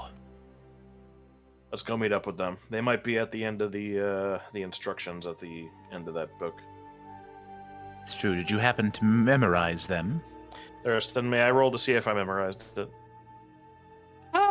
You can. I assume you're kind of like by Blotus and then making your way out back into the markets at this point. Yeah, sort of we've departed. We got the info we needed, more or less. You're having this moment as I assume a bird lands right nearby. An Oran bird. Yeah, that orange-shaped bird is very interesting, but I want to see if I remember it. Yeah, sure. What would I roll? To recall society. Knowledge? Not a recall knowledge? Well, society is recall knowledge, so. Really? Yeah. Wow, it's another 29. Yeah, absolutely. Yeah, so you internalized the location yourself, so. Very good. And then the bird lands beside you. I see this bird. I pick it up like a hamburger. Oh, hey, Oran. I'm going to throw him on the ground like a Pokeball. Dies. Breaks Bone his ribs. shatter. No, I put him on the ground, and we let him come back to normal. Yeah. Oran does so and says like, well, we found usually. Oh, he looks around at people. He's like, we found a thing. We're waiting on you. Yeah, we figured out what this coin does too. Oh, what does it do? I want to test something real quick. Hey, Rehua. Sure. When I call out what I want to have happen, you call out the other side. I want to see if something happens. Okay. He's gonna flick it in the air and say heads. And I'm assuming that Rehua will say tails, right? Correct. It comes what up does it land heads. on? It comes Heads. up heads. Yeah. Okay, so I'm going to flick it, and then I'm going to wait for Rehua to say what he wants. And then I'll follow it up. Okay. So what do you does call Rehua say? Rehua says tails. Then Baldrick will follow it with heads after it's in the air, effectively. Yeah. It lands on heads. Interesting. So it's only the person who flicks it. Oh, can I try that? Sure. He passes it to Rehua. Rehua postures it on a crooked thumb, flips it, and says, neither. It lands perfectly on its side. Ooh. The fact that it responded to you is also interesting. Means it works for anything. But we should keep this in mind if we plan to dupe somebody with this, because they can also test it that way. Well, that's precisely my point, is I have a feeling whoever we're going to might use that to their advantage. Might not be thinking we'd check this first. Oran reaches out his hand. Can I try one? Sure. He passes it to Oran. Okay. Takes it. He flings it and he goes, nothing. He opens his hand. It lands on its side. But that's the side. His brain racks. You see the clown again. Oran's brain makes the sound of the Ever Given crushing into the side of the Panama Canal. You see Oran have a PTSD attack. Oran, what's the matter? What's happening to you? I take the coin from him before he eats it. Can I also see the clown? No. Oh, thank God. I flipped the coin. Clown. Yeah. Flip the clown. Just say clown, yes. Ah, fuck. Oh, please. Does the coin summon a clown? That'd be even better. It does not. It is not a clown summoning. Baldric pockets the coin, and with his knowledge of where it is that they're supposed to be going after he memorized the results, he will go with Oran and Rehua in tow. Okay, so the three of you make your way back, or start to make your way back. We cut back to the other group, and then the gold-skinned individual to Vina and Tannhauser. Please, I insist. Are you going to tell us about the your friends over there? Very perceptive. Very good. He turns and has this just like, not a smile, but it's like this half smile, like, it's hard to place. It's not even quite a smirk. It's just this not entirely passive facial expression, but like almost on the cusp of being a smirk. What a description, like someone who is satisfied with a choice or purchase. Yeah, exactly. And so he sort of says this, nods, gives like a short nod, and as he does so, the air briefly distorts enough for you to see these two large-sized sets of armor that look completely unlike anything you, Vina, have seen. Tannhauser, however, you have warfare lore, right? I do. You want to give me a check on that? I would love to. So let's rock. 22. With a 22 and the brief moment you see these armor, these like strange sort of curved armatured figures appear, and again, you don't even get a good look at them. They seem to have not even blades, but something that even shimmers the air around their briefly invisible forms. And they don't look fully humanoid. They almost look like a stretched a stretched oval of plates and then these sort of appendages for arms, but you don't get a good look. It's in fact very brief, and you recognize, though, Tannhauser, that whatever these are, they are certainly of like occult Zeskoran design. You have Zeskoran designs with you. Quite I do. rare at this city. Yes, very. If you will not sit, I will. He steps over and takes a seat at the table. We will wait for your companions. They will be on their way shortly. Very well. I'll Fair enough. indulge him, and I will also take a seat. He doesn't really look at you and continues like looking at his notebook. Going to sit next to Tannhauser. I've got kind of one hand casually on the hilt of my rapier. So, should we introduce ourselves? I do not like repeating myself. We will wait. Very well, then. There's the rushing of water, and then occasionally a quill as he, quill scratching as he pulls out a quill and begins writing in the book. I'm gonna try to subtly peek over the edge and see what he's writing about. Yeah, give me a perception check. You're up. Why did I close my character sheet? Because you are a fool? Oh, Yeah, about to say, don't close it. You need fuck! That one's much worse. That's a 14. Yeah. A lot of twos on the die today. Yeah, a lot of twos. A lot of twos, a lot of ones. You're leaning, but when you're leaning, clearly you're just at the opposite end of the table, like looking at an angle that will just give you nothing. His eyes peer up at you. The one thing you do notice that is strange is his eyes aren't circles, they're actually hexagons. Interesting. Yeah. And continue scrolling. Tannhauser, what are you doing during the awkward silence here? Could I perhaps rack my head of my Lord Zaskoran to see maybe if I could tell more about his companions?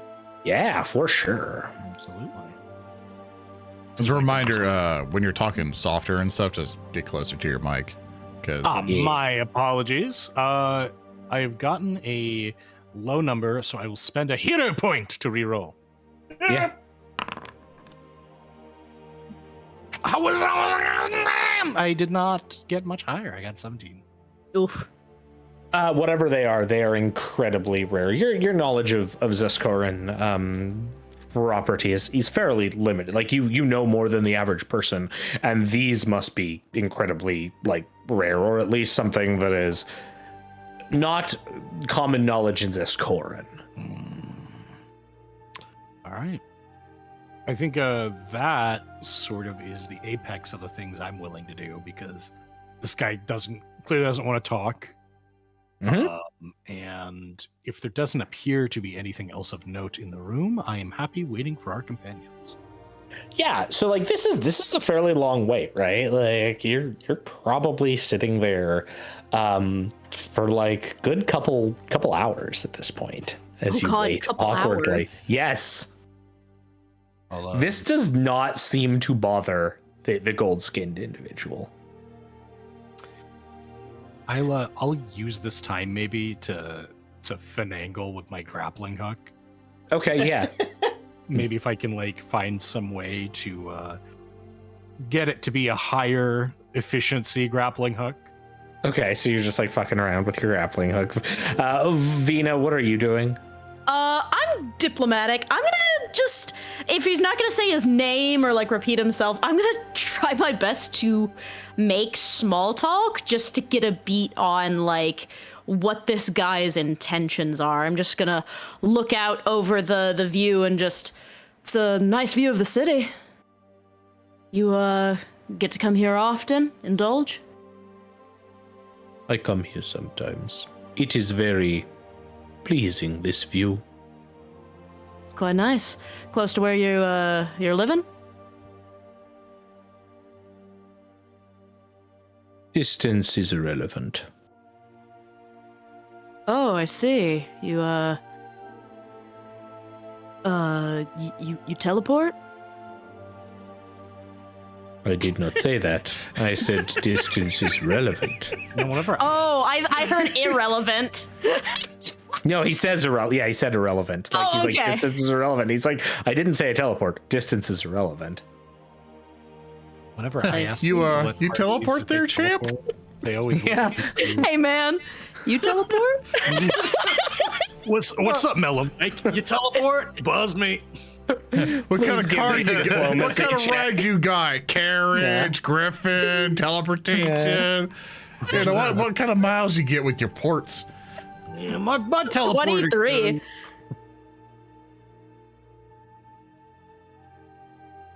He barely acknowledges you after that. After the teleport comment, he just goes to scratching his quill and responds with like the occasional I see. So Rehua, Baldric, and Oran, do you like have a moment to like have a group huddle, or do you just like walk straight into this area once you're taken there? Well, I'm presuming Oran has no idea what's on the other side, right? No, he did not go up the stairs. Clown, man. I'm not Yes, worried about there's it. There's a clown. I saw it. It was right there. I am not going to talk about the clown. Whatever this clown is, it can wait. But the clown finds us. I'll throw an alchemist Oran? fire at it. Did you remember the golden rule? What's the golden rule? You don't touch the clowns, you let the clowns touch you. That's not a good rule. That's a very. I don't make the rules, I just follow them. What? Who the fuck made that rule? Orin questions loudly and angrily as you cast the question in the goblet of fire. Rehua will If respond you by hear tapping the laughing, orb. That's Tutel dying in the background. Very good.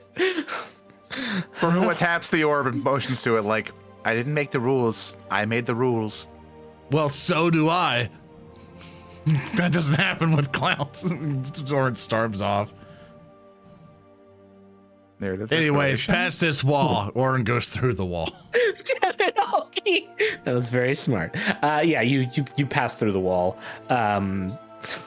And yeah, you kind of like see the same thing, the light streaming in, the sound of like water coming from a fountain, and then yeah, you walk up into this like the awkwardest scene ever as your two companions are kind of, well, like Valli is like ha ha ha, like probably awkward face and looks in like joy as other people have arrived, and Tannhauser is like Batman with a grappling hook.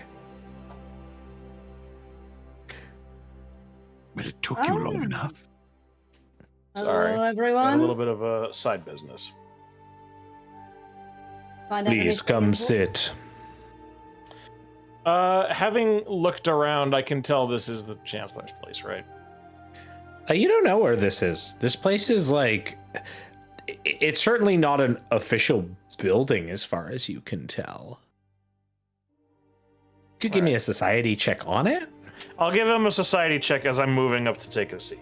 Yeah. Because I'm not going to be so cautious as to just be like, no, I will not sit down. You probably have put C4 on the bottom, just like the favorite game, Dead Money from Fallout New Vegas.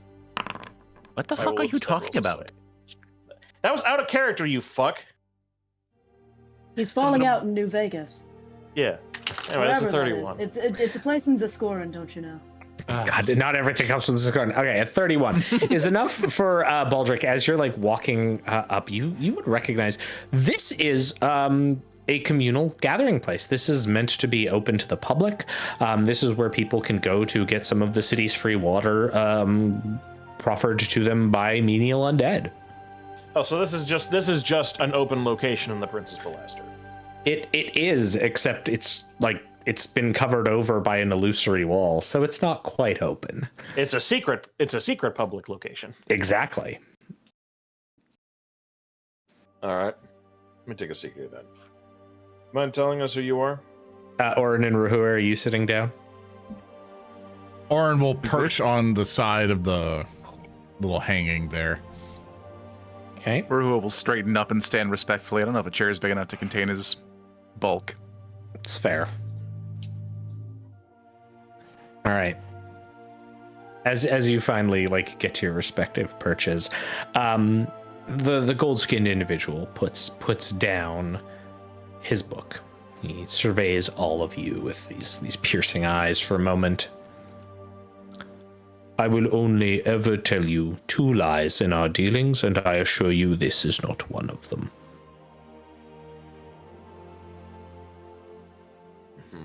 All right. Insight? Perception, if you want. Perception, right. I'm dumb. You got the D&D isms. I respect I it. do. 23. 23. No, not much higher. In fact, Okay. Rehua, your analysis of that is you're like, huh? He's being very matter of fact. Like, he's just kind of what he is. Sounds like almost laying out ground rules. Ah. Okay. I'm satisfied. I will say nothing. I am Chamberlain Anathian of the city. I have a desire to employ your services in something. Very interesting. Please do go Yes. on. There are oddities in the ongoing activities within this plaster and other reaches of the city. As I am one who is tasked with keeping order, it is important for me to maintain control of any situation. I deal with hundreds of different problems every day, and this one is something I do not feel skilled to handle directly. My presence might cause it to go to ground further. Given your recent escapades in the Solitude and your escapades in the Pons Pilaster, I believe you are all quite suitable for what I need here. You know what we were doing in the Solitude? What do you think we were doing in the Solitude? You were attempting to contact the folk from the Sodden Earth Kaibu to resolve your rotten nature, which it appears has been resolved based on my analysis. Do you want to tell us how you know that? I do not. All right, rephrasing. As this happens, the skeleton comes to the table with waters for everyone. All right, rephrasing then. How do you know that? I am the Chamberlain. That doesn't answer the question. You'd be surprised, actually. Yes. What do you know?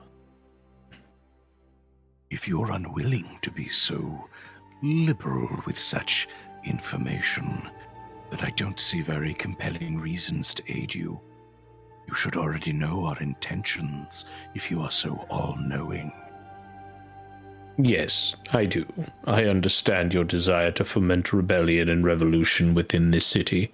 I understand your, and he looks to Baldrick, your intent to overthrow elements of the Tyrant's Guild within this city.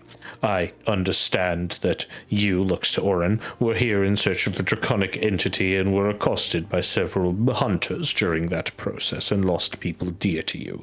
I also recognize that you were recently found in possession of some spheroid object. That is a new piece of information that has come to my attention. He does not speak to Rehua at all, but then looks to you, Vina, and I understand that I would need to offer something in return. Now we're talking? Now, I understand you had experiences in the Solitude, and I would wager, though I am not one to gamble often, or at least not in a traditional manner. He kind of pauses and then speaks again. I would wager that you had some encounter with equipment or goods from the Medics Guild within the city during your dalliances in the swamps. That's possible. The Medics Guild is the crux of many of the issues I have seen recently, and that is what I require investigated. Specific aspects of the guild. Baldrick's gonna cross his arms and lean to the side a little bit. Mm-hmm. On the note of the Medics Guild, seeing as how we have neither agreed nor declined as of yet, would you mind informing us as to why they are performing like this? I thought they were supposed to be in the business of helping people, not making things worse.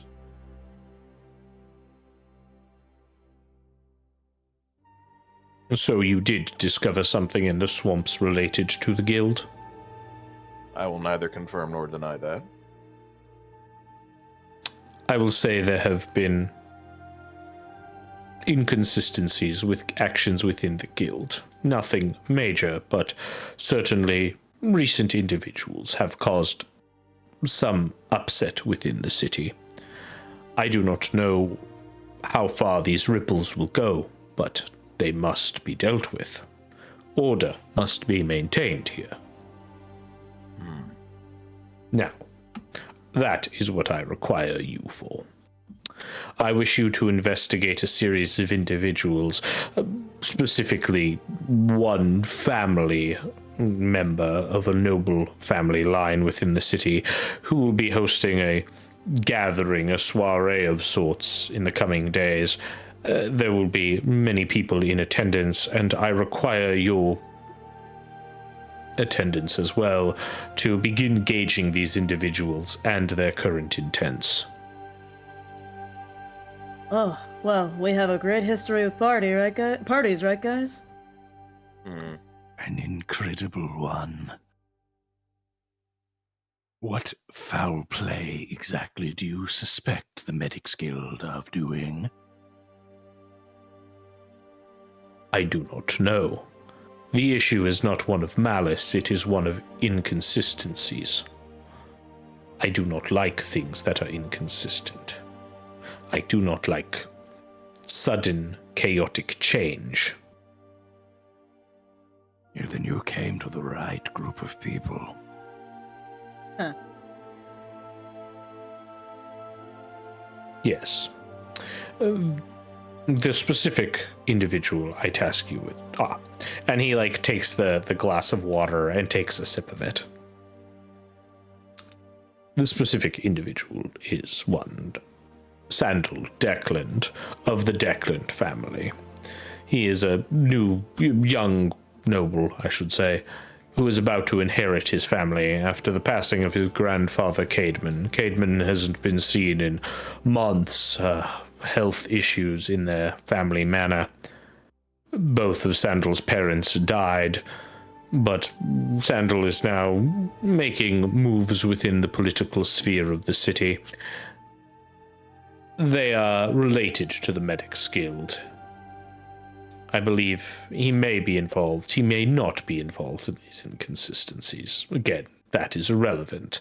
I simply need to find the source of the inconsistencies. Right. And so what are you offering? To the heart of it, then. Sandal Decland is a young, vain child of a man. His grandfather made quite a small fortune due to the family's relation to the Medics Guild and other guilds within the city. They have held family fortune for years. The soiree Sandal is going to be holding is going to announce his personal endeavor. And so, I want you to attend, but I have already discovered what this endeavor is and what he intends to announce. He is putting his family fortune towards the construction of an airship. An airship? Certainly an investment. Yes. However, if his family is involved with any inconsistencies that threaten this city, then within my right, we would strip all of his family assets. I have no use for another airship. And what would become of this airship? I see you cannot read the subtleties that I am implying.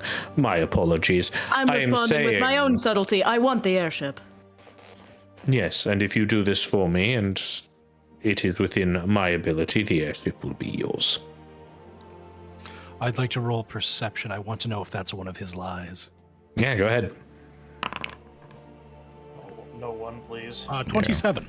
Oran would also like to roll. Just in Sure. case. Yeah, sorry about that. Yeah. I almost got a 20. 24. Tannhauser got a 27 for podcast people. Yeah, neither of you are getting any kind of inflections or changes that would indicate this is a lie. You make a compelling price, but I have a deeper one. You happen to have quite a bit of information about the different pilasters, yes? You, after all, are at the decadent heart of this governance. He closes his eyes in frustration for a moment. Yes. I require information in addition to your previous arrangement, and should you provide it, then I, though I cannot speak for my fellows, will aid you. What information is it that you require? I want to know who and how Lady Zale was killed. I want to know who set that fire. And I know you can give me that information. Fascinating. I do not quite have the information on hand, but I am certain I could have it investigated. You will acquire that information, or you will discover a hell beyond reckoning. But I take it that you're a man of your word. And since this is not one of the 2 lies you've prearranged, I want you to say it. I want you to say you will do everything in your power to supply this information to me. If my agents can discover it, it will be yours upon completion of the assignment I have laid out. Very good. And you have my aid. The rest, they're free to set their own prices.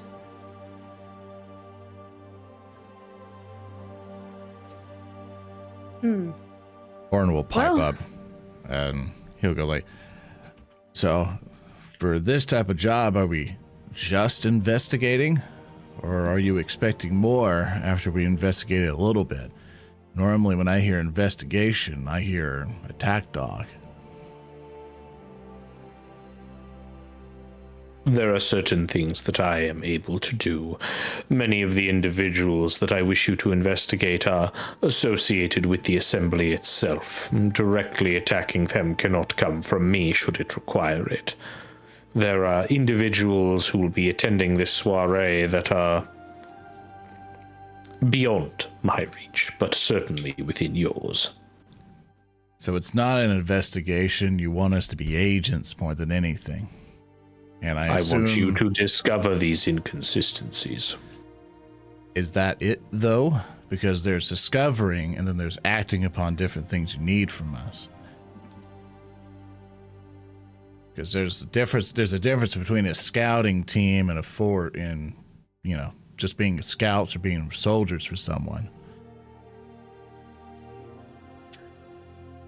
You will find inconsistencies. If you can find the root of them, the cause of what is happening with the Medics Guild, then that is all I require. But you must find the cause and the reason. Oran will nod and then goes like, well, the thing I want to know is who captured Gorgamonger? Who captured and who did all the experiments on him? I assume you know what that means, right? I do not. My web of information resides within this city and to a few areas without. A certain trading camp, for example. Beyond that, my knowledge of what you performed in the swamps is minimal. So I know there is a dragon that you were searching for. That is all. Hold on, Oran. You might have just discovered something quite interesting. Oran mean looks to- at Tannhauser. Do you mean to tell me you had no knowledge of the rot experimentations? He quirks an eyebrow as like one of the most emotional gestures you've seen. Rot. Interesting. That would fall within the inconsistencies thus far. Thank you for that piece of information. You are most welcome. In return, if you can investigate for us, he kind of motions as an apology to Tannhauser for interrupting, but he's like, if we gave a piece, we want a piece. He's like, hey, he's like, if you could do everything in your power to help me understand, there was a group of hunters or poachers who came to bring my dragon here, and I'm still searching for them. If you can find that information and do your best for that, then I'm good to help my friends and you out on this. You seem to all believe that this is some greater negotiation. If I have information that will assist you, I will provide it. Well, if it's a part of the inconsistency, as you've now learned, then I believe it's prescient for you to use your resources to figure that out, huh? As I said, I deal with hundreds of problems a day. This one is fairly minor on my list. Well, it should be bumped up. You hear that it has to do with the rot. It has adjusted the equation slightly, yes. Well, I'm gonna look to the rest of the group. That does line up with our interests. We do want to get to the bottom of what happened in the swamp. Fortunately, yes, it does. But not for free. And not for somebody so important to the city. Are Well, you look- satisfied with what we've managed to get? I am not. Rehua is just standing in back as people make their arrangements with Anathian. But for as much as you can tell, he's been just looking at him rather disapprovingly or suspiciously. Would I be able to tell, or at least recognize, the shimmer on the air of, like Valli did, or sorry, Vina, and recognize that this person is sponsored by Perfection? You can't quite visually tell sponsorship, and in fact, like even Vina wasn't like, "Oh, this is a sponsored person." This is more a person who's like a tiefling or an Azamar equivalent for the Perfection. Oh, my apologies. I misunderstood that then. Yeah. Just the same, I'm so inclined to assist you with this matter, if it does assist my friends here. But with how concerned you are at preserving the order of things, and, well, with the gravity of the situation somewhat known, for as much as you're willing to divulge, I am left wanting more. Not necessarily any sort of information to hunt down one who I bear a grudge against, but more of why. Surely the city has lingered long past its expiration date if the stories I am told are to be believed entirely truthful. Why keep preserving that? This city is the oldest city on Tyne. It is the first city. It will be the last city.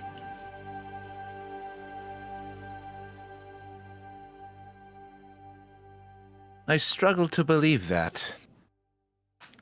Then struggle in silence. Just got told. Damn!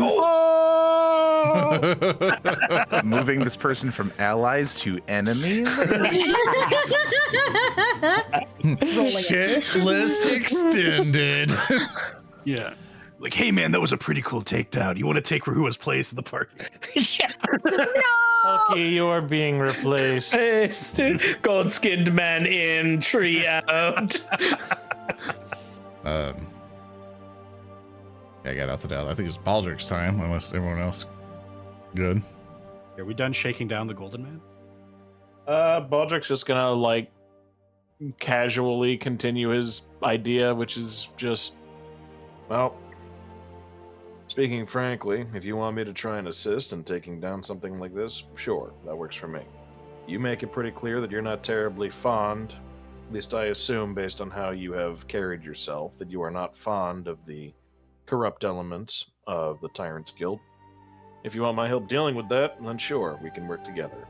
I half expect you to betray me at any given point, but we both know the hazards of our workplace. Very good. Nathian pushes his chair, stands up, does like a pass over all of you with his eyes, lingers briefly on Rehua before going back. Then I shall set you to task and provide you more information as able. It will be a few days before Declan's event. You will receive invitations, which will be predetermined.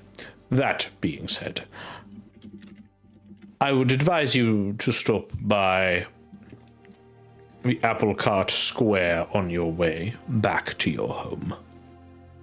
Good day. He turns and begins to walk towards an exit at the opposite end of the balcony. Oran will make a comment as he goes, going, "No bloodstone, right? No contract thing. Doesn't sound like a perfect arrangement." He pauses, kind of at the doorway, and doesn't turn but speaks. there is no such thing as a perfect arrangement on this world. We can only strive for it. And then he keeps walking. The moment he's gone, Tannhauser is going to put his hand on Rehua's shoulder. I can tell that it took a lot of restraint for you not to pick that man up and throw him off the balcony. I do appreciate it. There is a want for that. But the time is not now. And an answer will be had, one way or the other. Hey, before you start talking shit about Goldie, is this shimmering thing still around? Yeah. You don't see any shimmering things anymore. I'll just say, hold up. forget mega bonked. I'm just gonna drink some nice clean water. Wait. He knows that. I'm going to put my hands out. Hold on a moment. This is just a precaution. And I'm just going to start spinning unpredictably and just see if I touch anything invisible. Or You spin. You get real sick. Give me a fortitude save. Okay, yeah. Oh no. I like to imagine, like, if they were there, they're like shuffling around, like around you. 28. You spin a lot, but your internal gyros mean your lunch stays firmly planted inside you. All right, I believe they may be gone.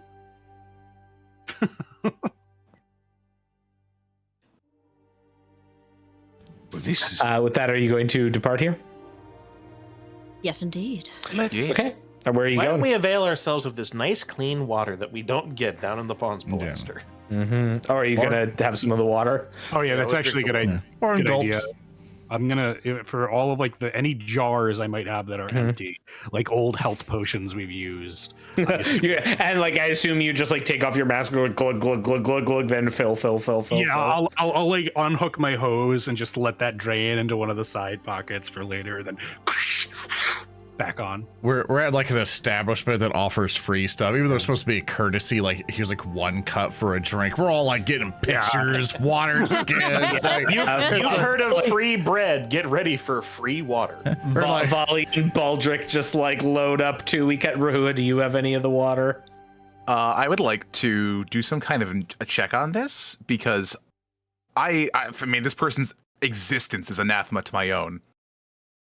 And I do not trust any sort of thing provided to him, especially a consumable. Okay. So I would like to. I'm not sure if this is like an occultism, religion check to see if the water is it's like perfected, because that's probably fine for everybody else, but for me, that's like, I don't know, might be as bad as eating them, like I had tried to before. You want to give me like, I don't know, a nature check or something? You're scanning the water because you don't trust this man? He doesn't want any allergies. That's fair. Oh. It's a 16. 16, eh? Can't imagine they would try to hide the water or anything like.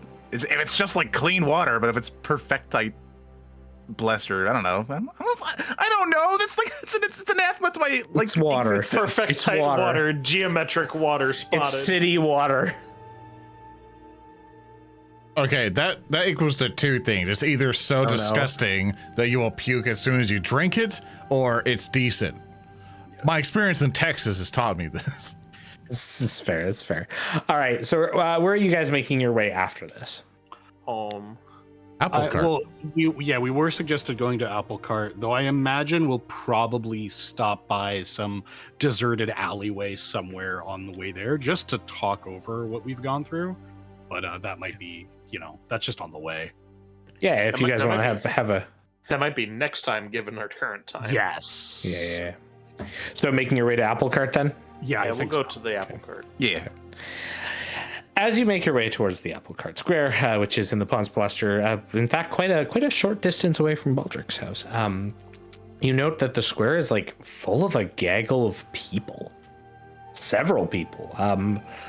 Like maybe even 100, like several dozen at least, and they're all sort of crowded around. You kind of come at the edge of this crowd.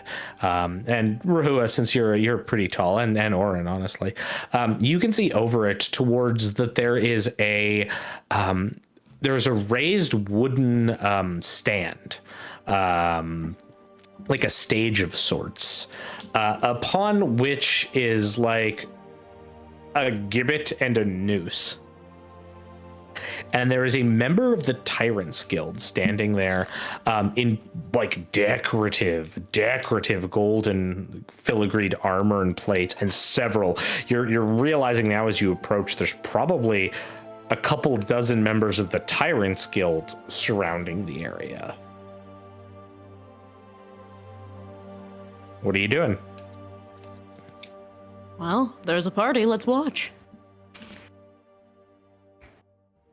Yeah, I mean, you said the person who is subject on the square is This like area? Yeah, this golden armored Tyrants Guild member is sort of walking around and like making proclamations. It's hard to hear over the murmur of the crowd. And Yeah, I'm gonna try to blend into the crowd and just listen to what they're saying.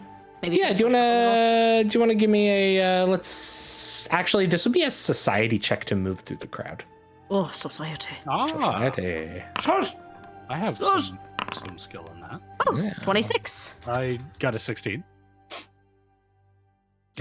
So Vina, you are able to get well ahead, and in fact, like you're the only one who's kind of able to push well enough ahead into the air to hear. You hear the proclamations as you get closer, and you hear this gold armored figure, like somewhat gesticulating and like raising up a gloved fist. But we know the perpetrator of this, and they will be punished for the death of our martinet, for the destruction of Dergsandron House.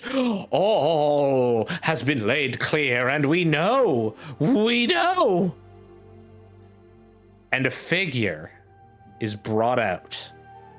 The cowled head brought to the stage. Their head with the cowl still on, placed under the noose.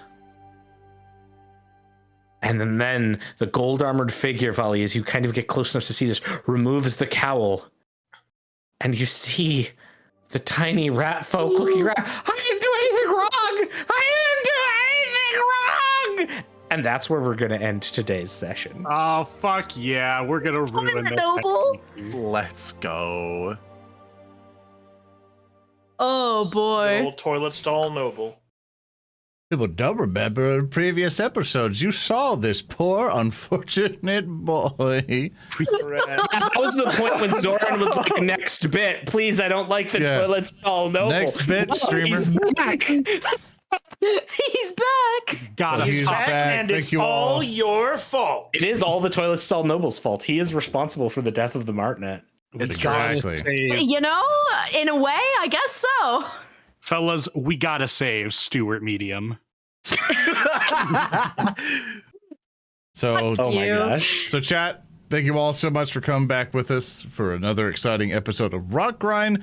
Thank you to our lovely players and stuff. But one thing I want to do before we go. One thing I want to do. I have a D20 here. Uh-oh. Mhm. Let's see what happens. No natural 20. Clowns don't exist. No clowns. Anyway. No clowns. Sorry, I was Clowns don't saving even one last exist. D20. Yeah. All right. So, no, not Every everyone can section roll. will roll D20, and once we get the 20, the clown war will be canon. But until then, you gotta wait every session. There's one that 20. Clowns are real. Clowns are real. Clowns are real. Clowns are real. My gold! First up, I'd like to say thank you to our amazing players. If we want to shorten it up because do our time and everything, starting off with Odoroshi. Yes, indeed. I was Odo. I play Vina, the self-swashbuckler. You can find me on the internet occasionally. Yeah, next person. And we have HulkyKrow. That's me. I'm HulkyKrow. I played Rehua. You can find me on my usual socials at HulkyKrow and on the Narrow Declaration Community Discord server. I never had the link at the ready whenever we do these outros, but it's there. It'll be there in chat. The next up, we have Earndil. I'm Earndil. You can meet me at Twitter at @Earndilio and nowhere else. And no, I'm not going anywhere else except maybe the Tumblr that already exists. And get ready because we are still doing stuff for narrative, or not narrative. Yes, that narrative declaration, but also like Alphabusa. Please look at Alphabusa. He needs the life. The next up we have Speaker D. Hi there, I'm Speaker D. I've been your clown and also your android. You can find me on Twitter for now at Super Snake Kick. You can find me elsewhere on Alphabusa's channel. And I have to say something. I have to say there's something coming. There's something coming. There's something coming. Watch out. And next, and of course, our illustrious game master, Thurston Hillman. Oh, hi. You can find me on all the things at On Call GM. For those of you who don't know, I am also the managing creative director for Starfinder over at Paizo. And I'm going to be at Gen Con in a couple of weeks. Oh, my Lanta. So, yeah, I'm going to be at Gen Con. So if any of y'all are going to Gen Con, feel free. I'll be at the Paizo booth there for, on and off. So come say hi. We're going to have a lot of cool announcements, a lot of, Pathfinder news, probably some cool Starfinder news.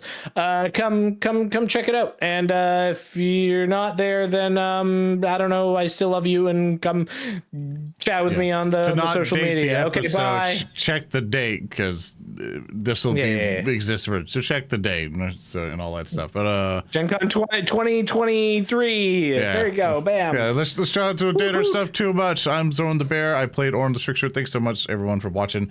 Thank you all so very much for your time. If you really like to help us out, you can go to narrativedeclaration.com, find everything that we're about, along with patreon.com/narrative declaration, YouTube, here on Twitch, all the other stuff, and on your favorite podcast platform. Thank you all so much for watching, and we will see you all next time. So long, farewell. Goodbye. Bye. Bye.